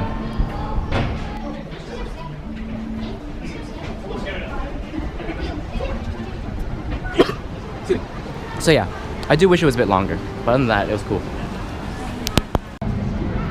But yeah, that was really cool. Definitely something I wouldn't mind doing again, just to see more detail. Anyway, I'm gonna go head up Toad Hall, grab some an early dinner since it closes early, and then head over to watch the parade. Sorry about the light, because it's I didn't change my settings yet. So you see this person in the hood walking away really quickly. So she's one of the princesses. So it's pretty funny here.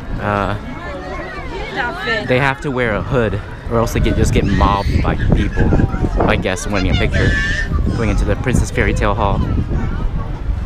So yeah, it's pretty interesting how they do that. They look like these famous people trying to run away from the cameras and stuff like that. But yeah. So here at Toad Hall, right now it is 10 till 5. Supposedly they close at 5, and they've already closed. So they already closed the door there. Already deferred a guest. So I guess they're doing the Six Flags style of closing, where they actually close early. You know, instead of just closing at 5. So that kind of sucks. Yeah. But this is Disneyland Paris.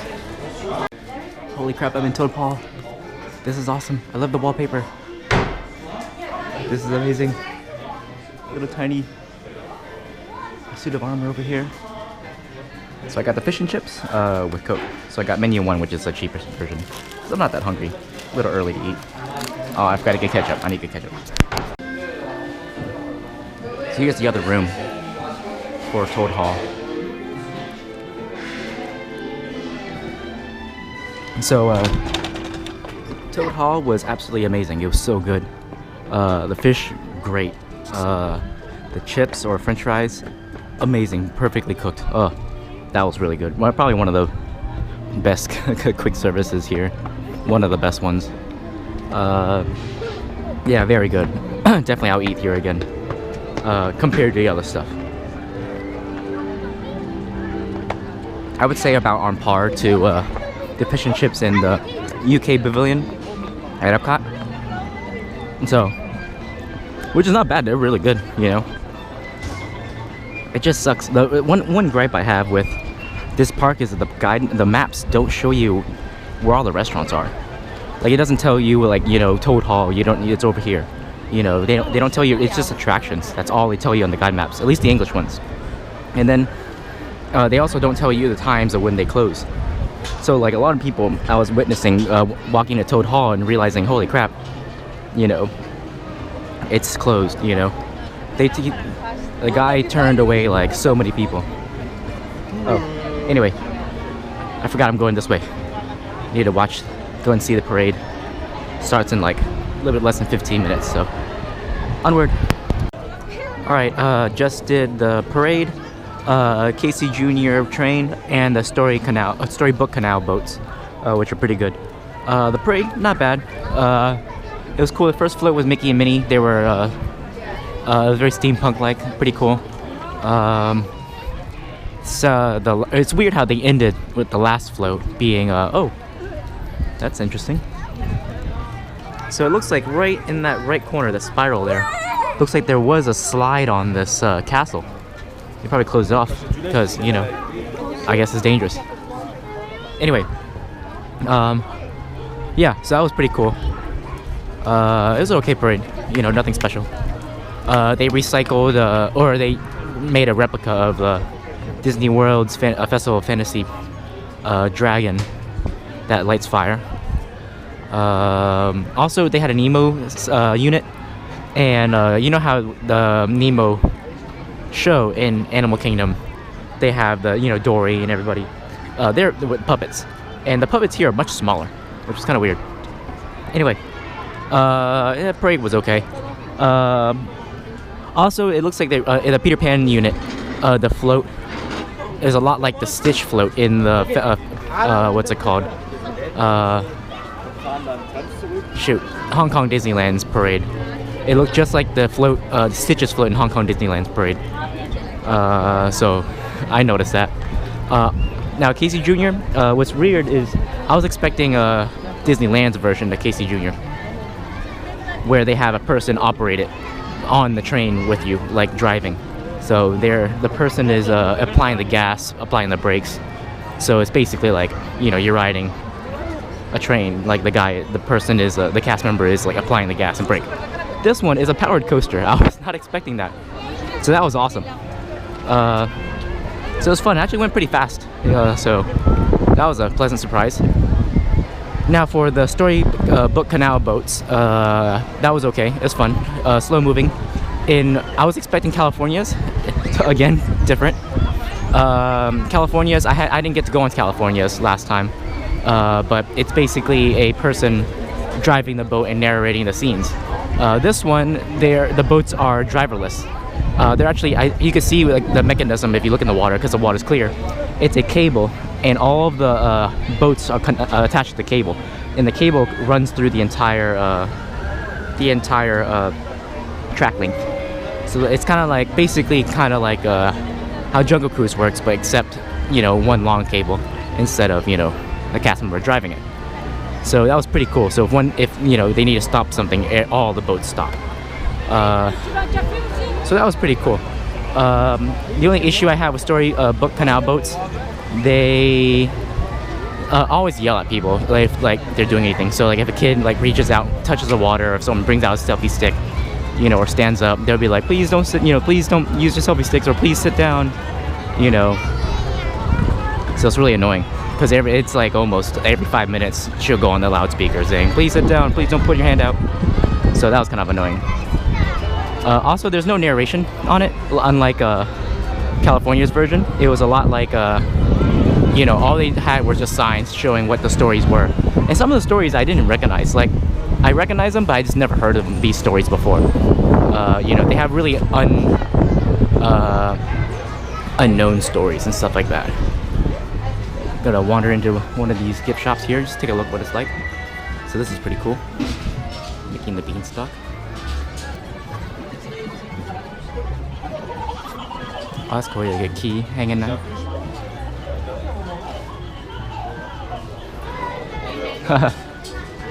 I like the hidden camera right there, right underneath the little cauldron. That's a clever spot to hide a camera.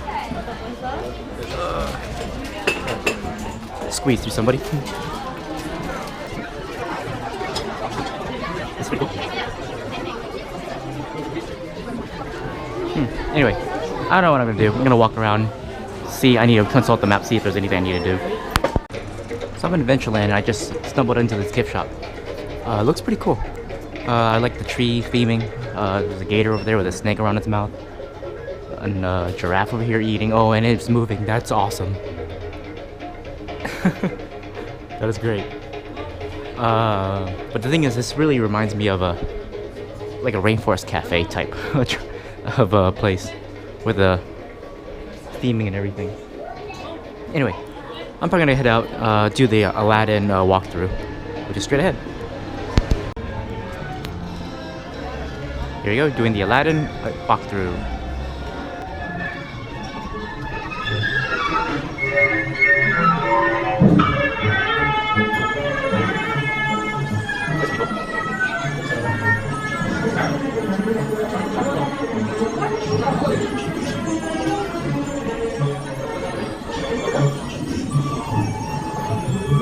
Super detailed on the back over there with the whole city.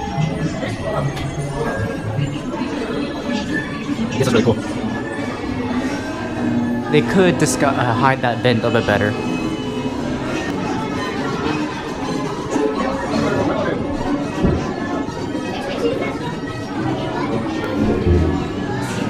So it looks like they have a Pepper's Ghost effect for the genie, but it's not very bright, so it's really hard to see that genie over there.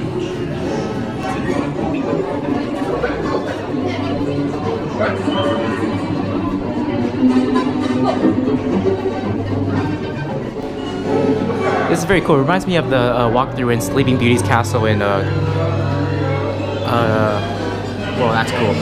In Disneyland, in the castle. Oh, that's cool. I never noticed Jasmine in there. But boy, does Jasmine look weird. She looks like the what's it called? Ava Eleanor or whatever, the princess that's on TV or whatever.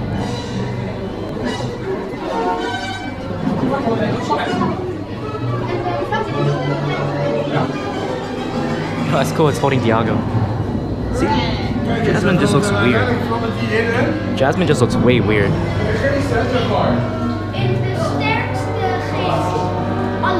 So it looks like here genies rub the wall like crazy, where it's like the paint has chipped off. But right now it doesn't look like he's rubbing the wall right now, so it looks like the paint's been chipped for a while. I love the stained glass window here though. And this fountain's really cool. Nice touch. It's really loud here though. This is cool. The only problem is the lighting. There's too much backlight, or too much reflection, light from the reflection. But that was pretty cool.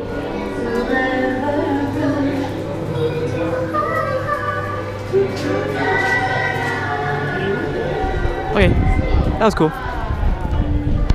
So this is cool. This is I'm doing the walkthrough attraction on Adventure Isle, which is kind of like a their version of Tom Sawyer Island. Wow. I'm just gonna start wandering around and hope I went everywhere. But it looks really nice. It looks really well done. Rockwork looks pretty good. Very volcanic looking. This guy's really tall in front of me. Like super tall. I saw him earlier in the Snow White queue and he was like, he had to duck down on a lot of places.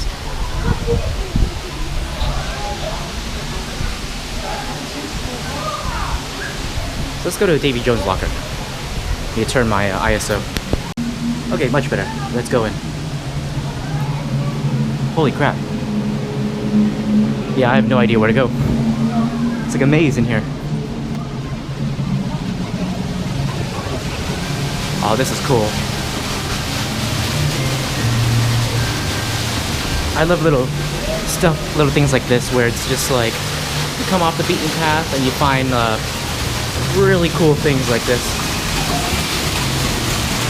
Really quiet area. Like I'm like the only one here, except for those two. Oh, that's so cool. Very cool.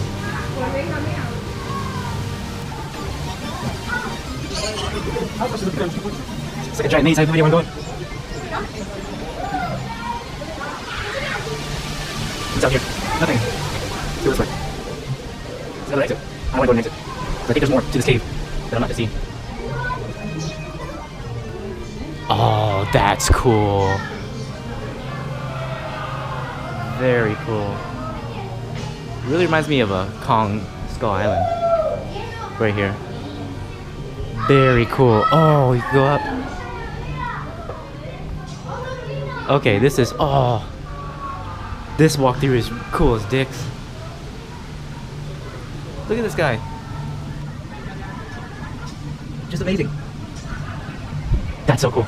Oh, there's another one. See space over here. Very cool. This is so cool.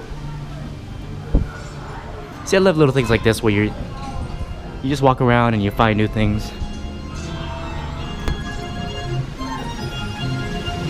There's an exit. I don't want to go there. Is this all just a big circle? I don't know why there's organ. You get music playing. Okay, I just walked in a big circle. I'm so lost right now. Okay, first I want to go back up to that place. Here it is. I think this is it. Yeah, here we go.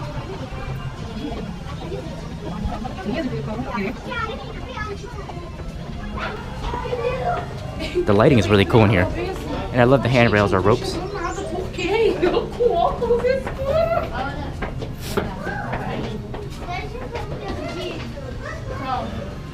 There's a little overlook area. Oh, this is so cool. You can see over the huge maze of a place. So this is apparently Davy Jones' cave, I believe.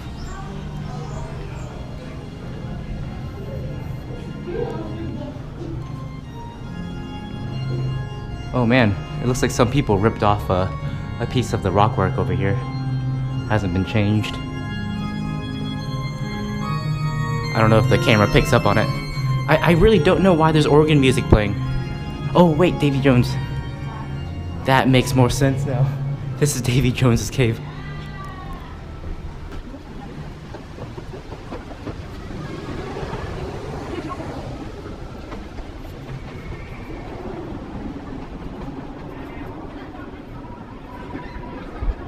This is so cool. I am so lost right now. I have no idea where I'm going.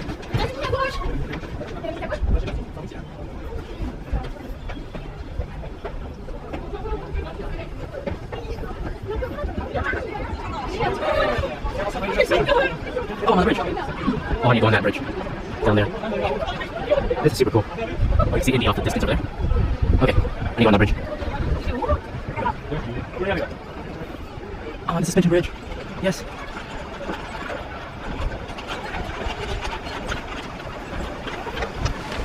Oh, that's cool. The bridge goes over the boat. And wow, this bridge is super bouncy for being this high up. Holy crap. Can't get this picture because I'm bouncing so much.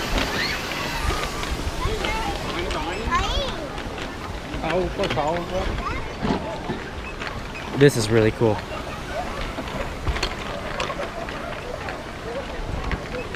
I actually think I may like this better than Tom Sawyer Islands. But the thing is, I like They're missing some cool iconic moments from Tom Sawyer Island, like the old mill and all that stuff. But I like the theme of this walkthrough better. Like this bridge going over the sunken ship is one of the coolest things.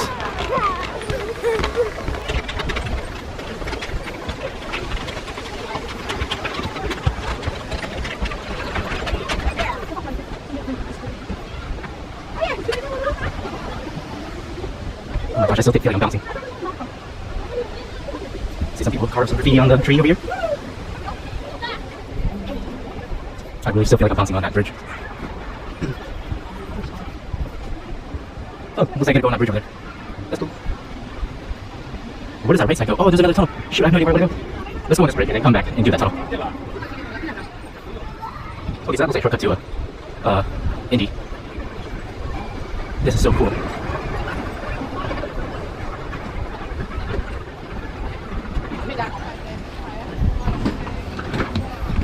So this bridge is much wider than the other ones I've been on.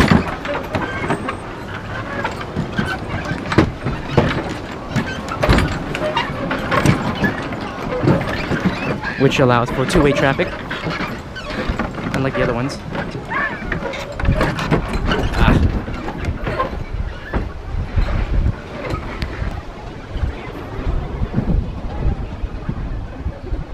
And you can't get wet unlike Disney Worlds, so it's a lot like Japan where the dips don't go into the water. And your shoes don't get wet. Oh my goodness. Very cool. Okay, I already did Davy Jones Cave. Spyglass Hill. I don't know what that is. Anyway, I gotta loop back around and do that other cave on the other side. So I'll see you right on the other side of this. Okay, time for this cave. This cave is called the... I don't know if you can see it. Point Suspendu or whatever. I don't know what this is.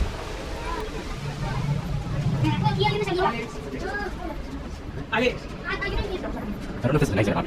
Okay, it's an exit. It's not cold in here.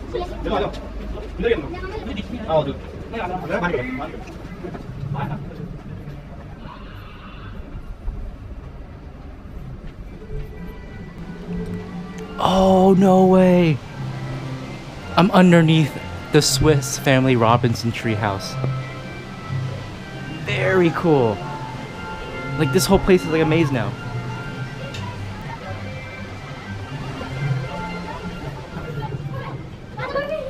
This is the root cellar for the Swiss Family Robinson treehouse.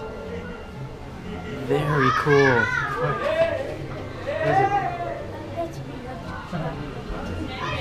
I'm loving the detail here.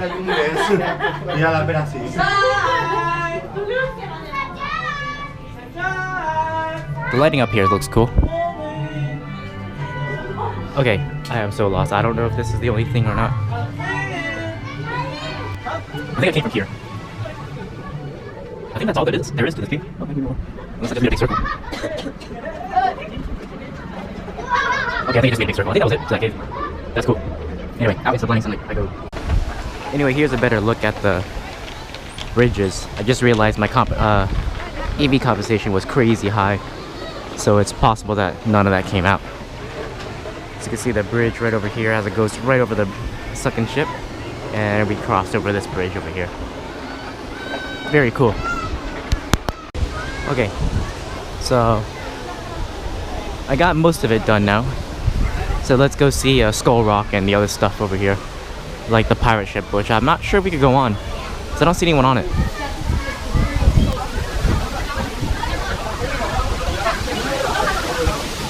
Yeah, it looks like we can't go on the pirate ship, that ship. And there's a playground right there. This is really cool. This waterfall. Let's go up here.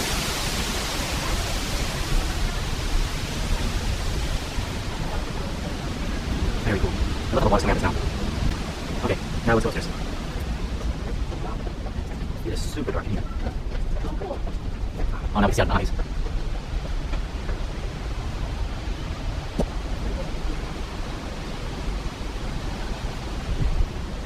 Okay, we still have Spyglass Hill, Point of Suspendu, and Point. I think we did the Point Suspendu, whatever the thing is already. This is cool. Not a fan of the do not slip signs, but you know, hey, I guess laws are laws. And like people are hiding their drinks in here and stuff like that. I'm not a fan of that. Pretty cool. Am I back in Davy Jones?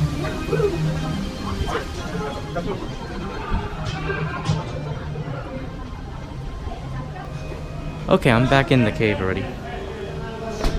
Oh, I almost slipped.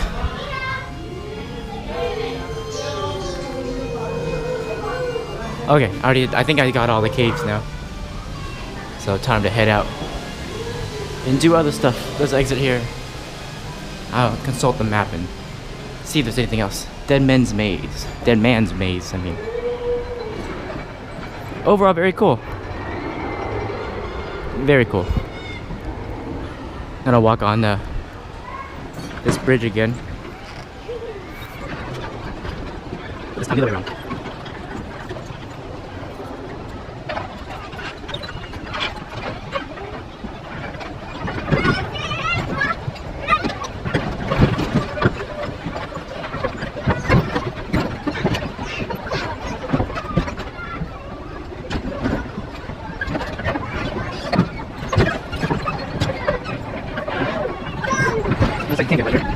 Maybe from the splash.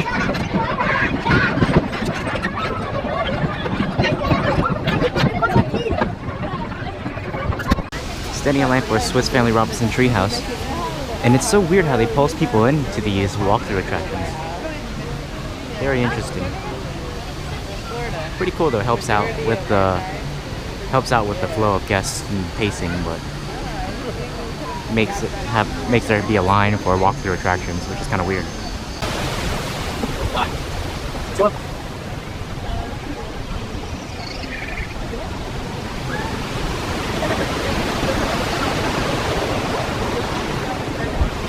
Surprised how many people are actually doing this. There's a lot of people doing this right now.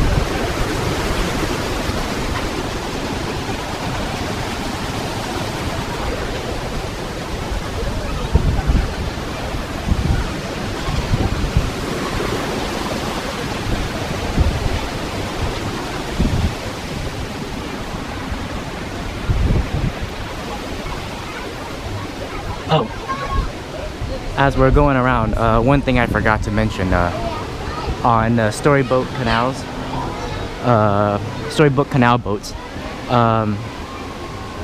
it was funny because in the Aladdin scene, they have a magic carpet there. Not a magic carpet, the magic lamp that you rub. And what's funny is that magic lamp had a giant cobweb on it. that was just awesome to see the cobwebs kind of hanging out from the handle. You know, made the perspective a lot smaller or whatever, or bigger, I don't know.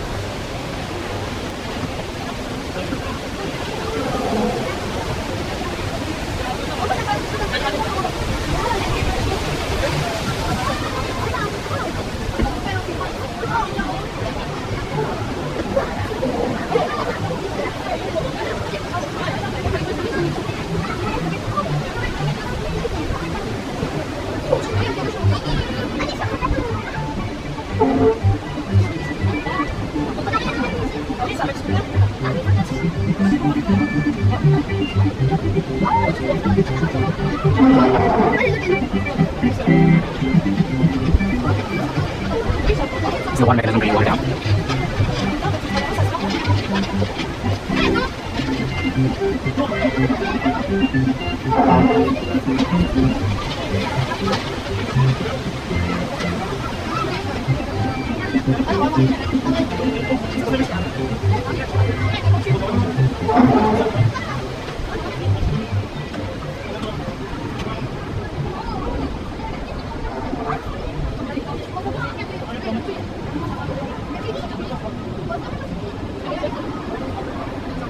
Pretty cool. Look, you see a tower and Big Thunder over there. And over on this side, you can see the castle in space. The only thing I don't like about this treehouse is that the trees go all the way up to here, disrupting your view. But that might change when you're up top.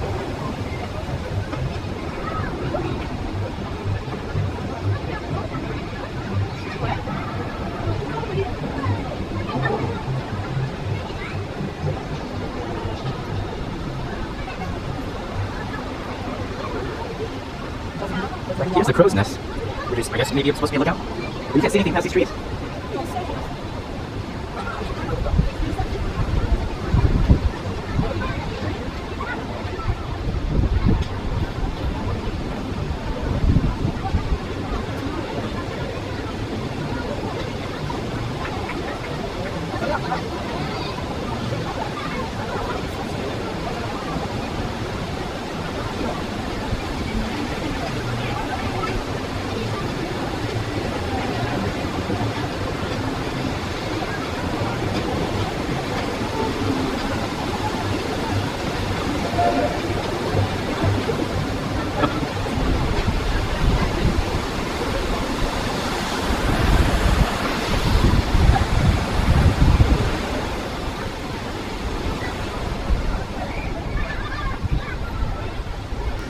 And I guess that's it.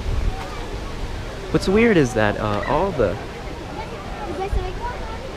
attractions have turnstiles as opposed to photo cells, which read you just by, breaking the laser beam thing, that Disney World has, which is really weird. Anyway, off to the next thing. Okay, this is the Statue of Liberty thing, which is on the Main Street bypass. And it's just like a little thing. This is so cool. You can barely make out the Statue of Liberty in the back over there.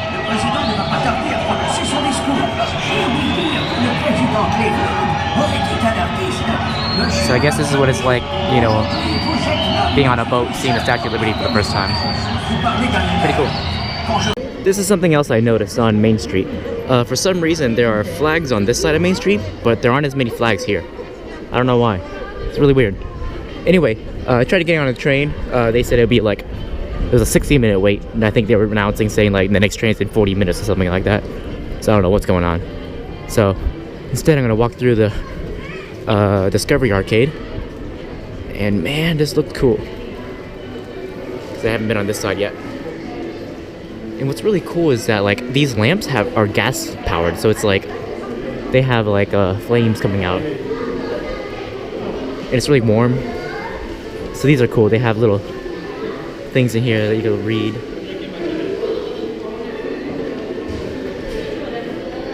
Very cool. This is incredible how detailed it is just for a bypass. Oh my gosh, this is so cool.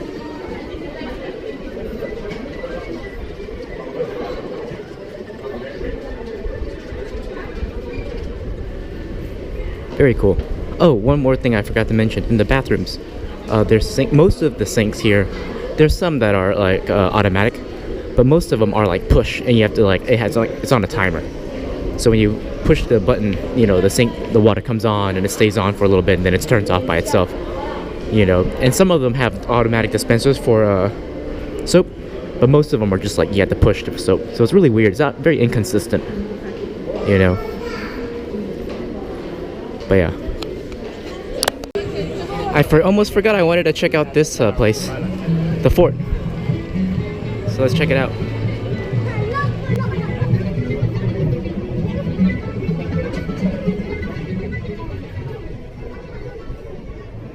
What the heck is this? The name of the potatoes. The eyes have it. Really weird. It is super dark in here. Oh, cool. There's an animatronic in here. I can barely see what he's doing though.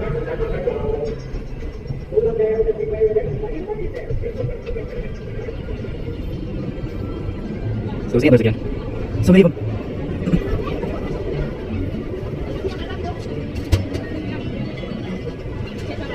Gorgeous.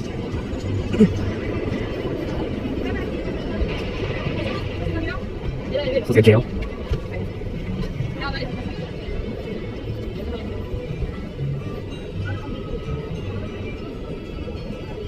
Pretty cool. Looks like he's like throwing cards in the bucket.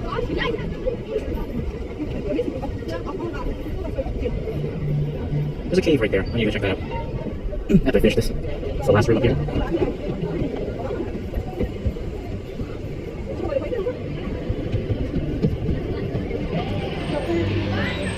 What sucks is that it looks like the Liberty Bell thing is closed. Oh, that's cool.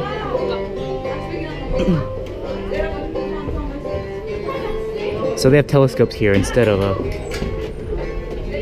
the guns that Florida has, and then nothing that Disneyland, Tokyo Disneyland has.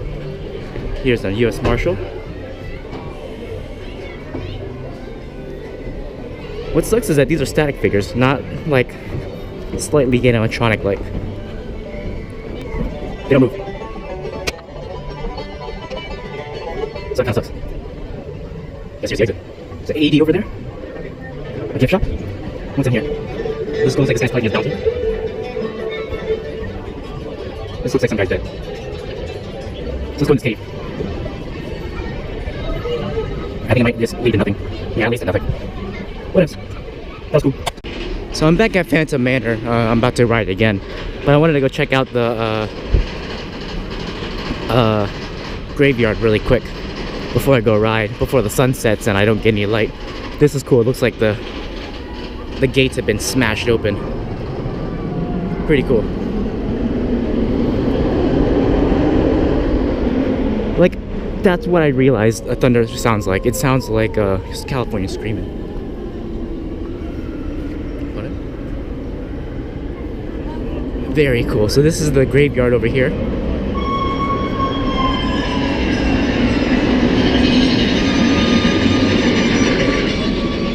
So cool. So this graveyard's really cool. A ton of detail on like these gravestones, headstones. But most of them are in French though. Like that one, Dakota Dick.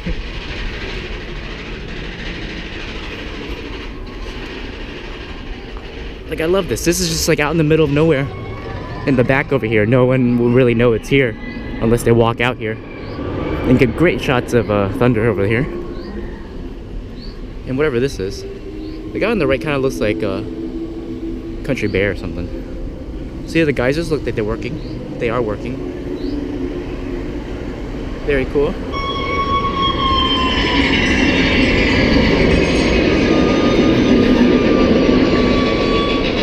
Wow, the audio for thunder is so freaking loud. Oh, and the music.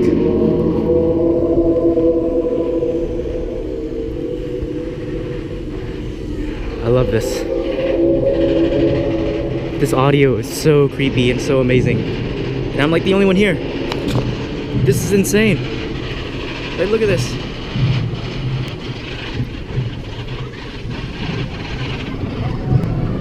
Okay. Time to go ride Phantom Manor again. And hopefully, apparently the railroad is down. I don't know why. They say it line 60 minutes, so hopefully after 60 minutes it'll open back up again and I'll be able to ride. Because they do have a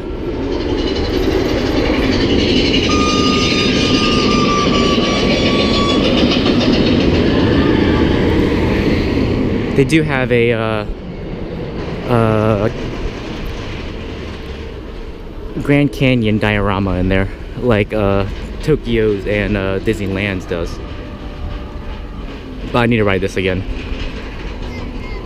Kind of bummed the riverboats down closes early, so maybe next time. Maybe next time. So this is the Pocahontas trading, or her village, I guess. They might have a meet and greet here, I don't know. But this is where their river keelboats are. This is where their river keelboats are.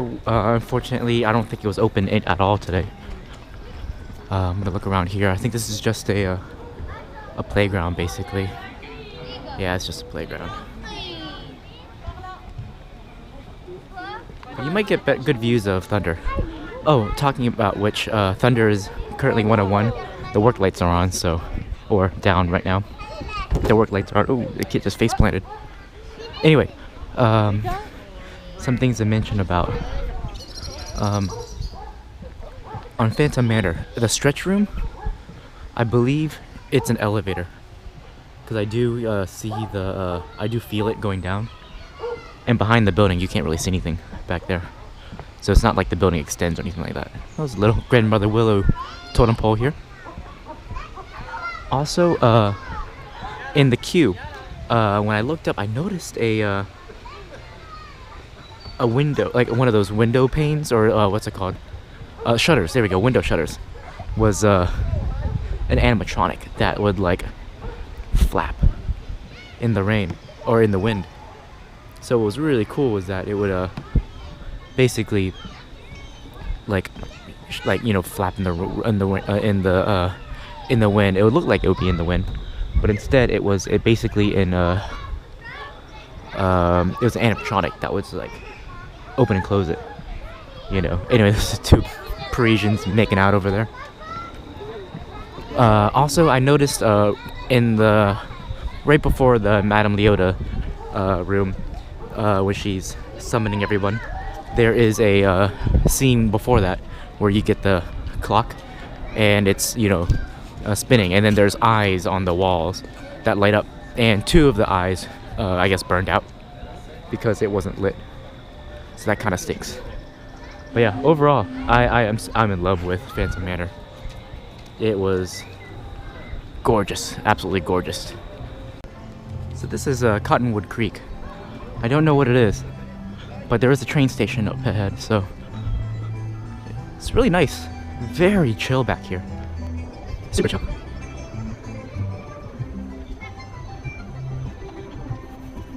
Very pretty. The flowers. This really reminds me of the Canada Pavilion in Epcot. Right on the way to Le Cellier.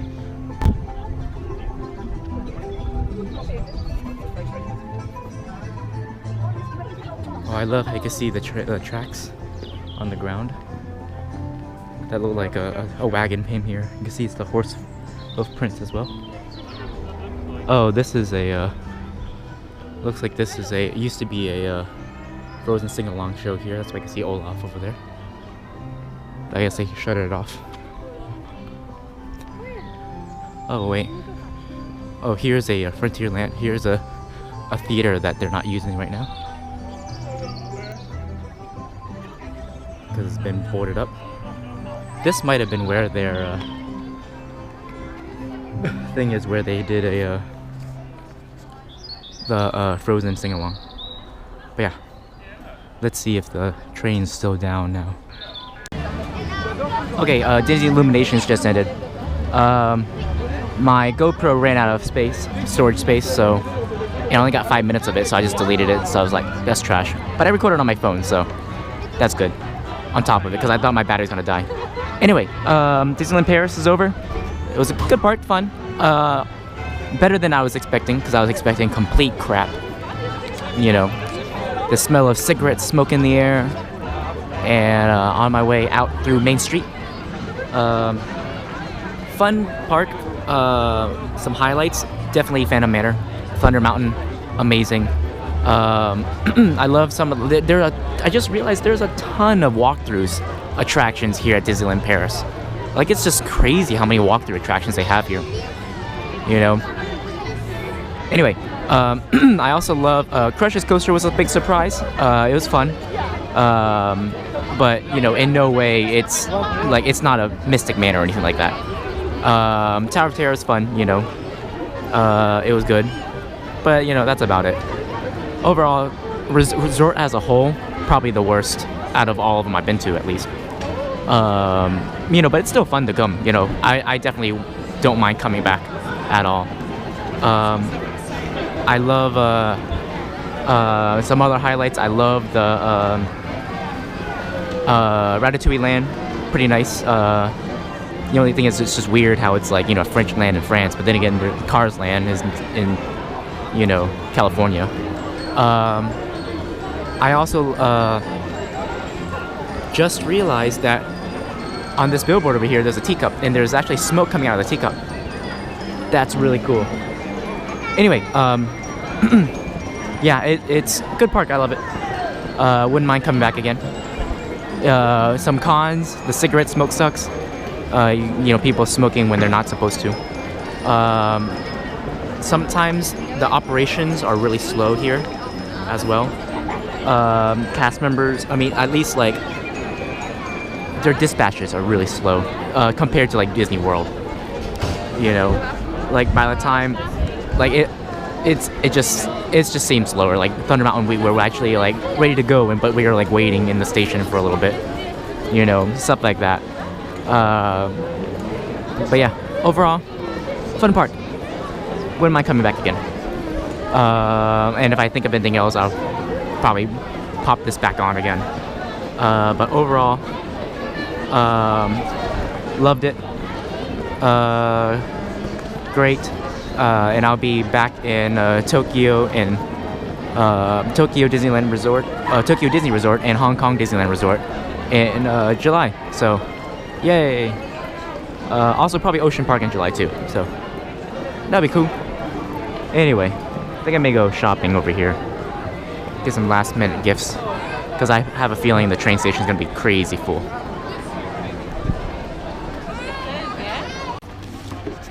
Okay, on the way out, got some merch. There's the gazebo. Some things I do regret not redoing. I didn't get a chance to do it. The railroad. Oh, looks like we have a Kiss Goodnight. But the only issue is I have to catch a train. I gotta go. No Kiss Goodnight for me. Anyway,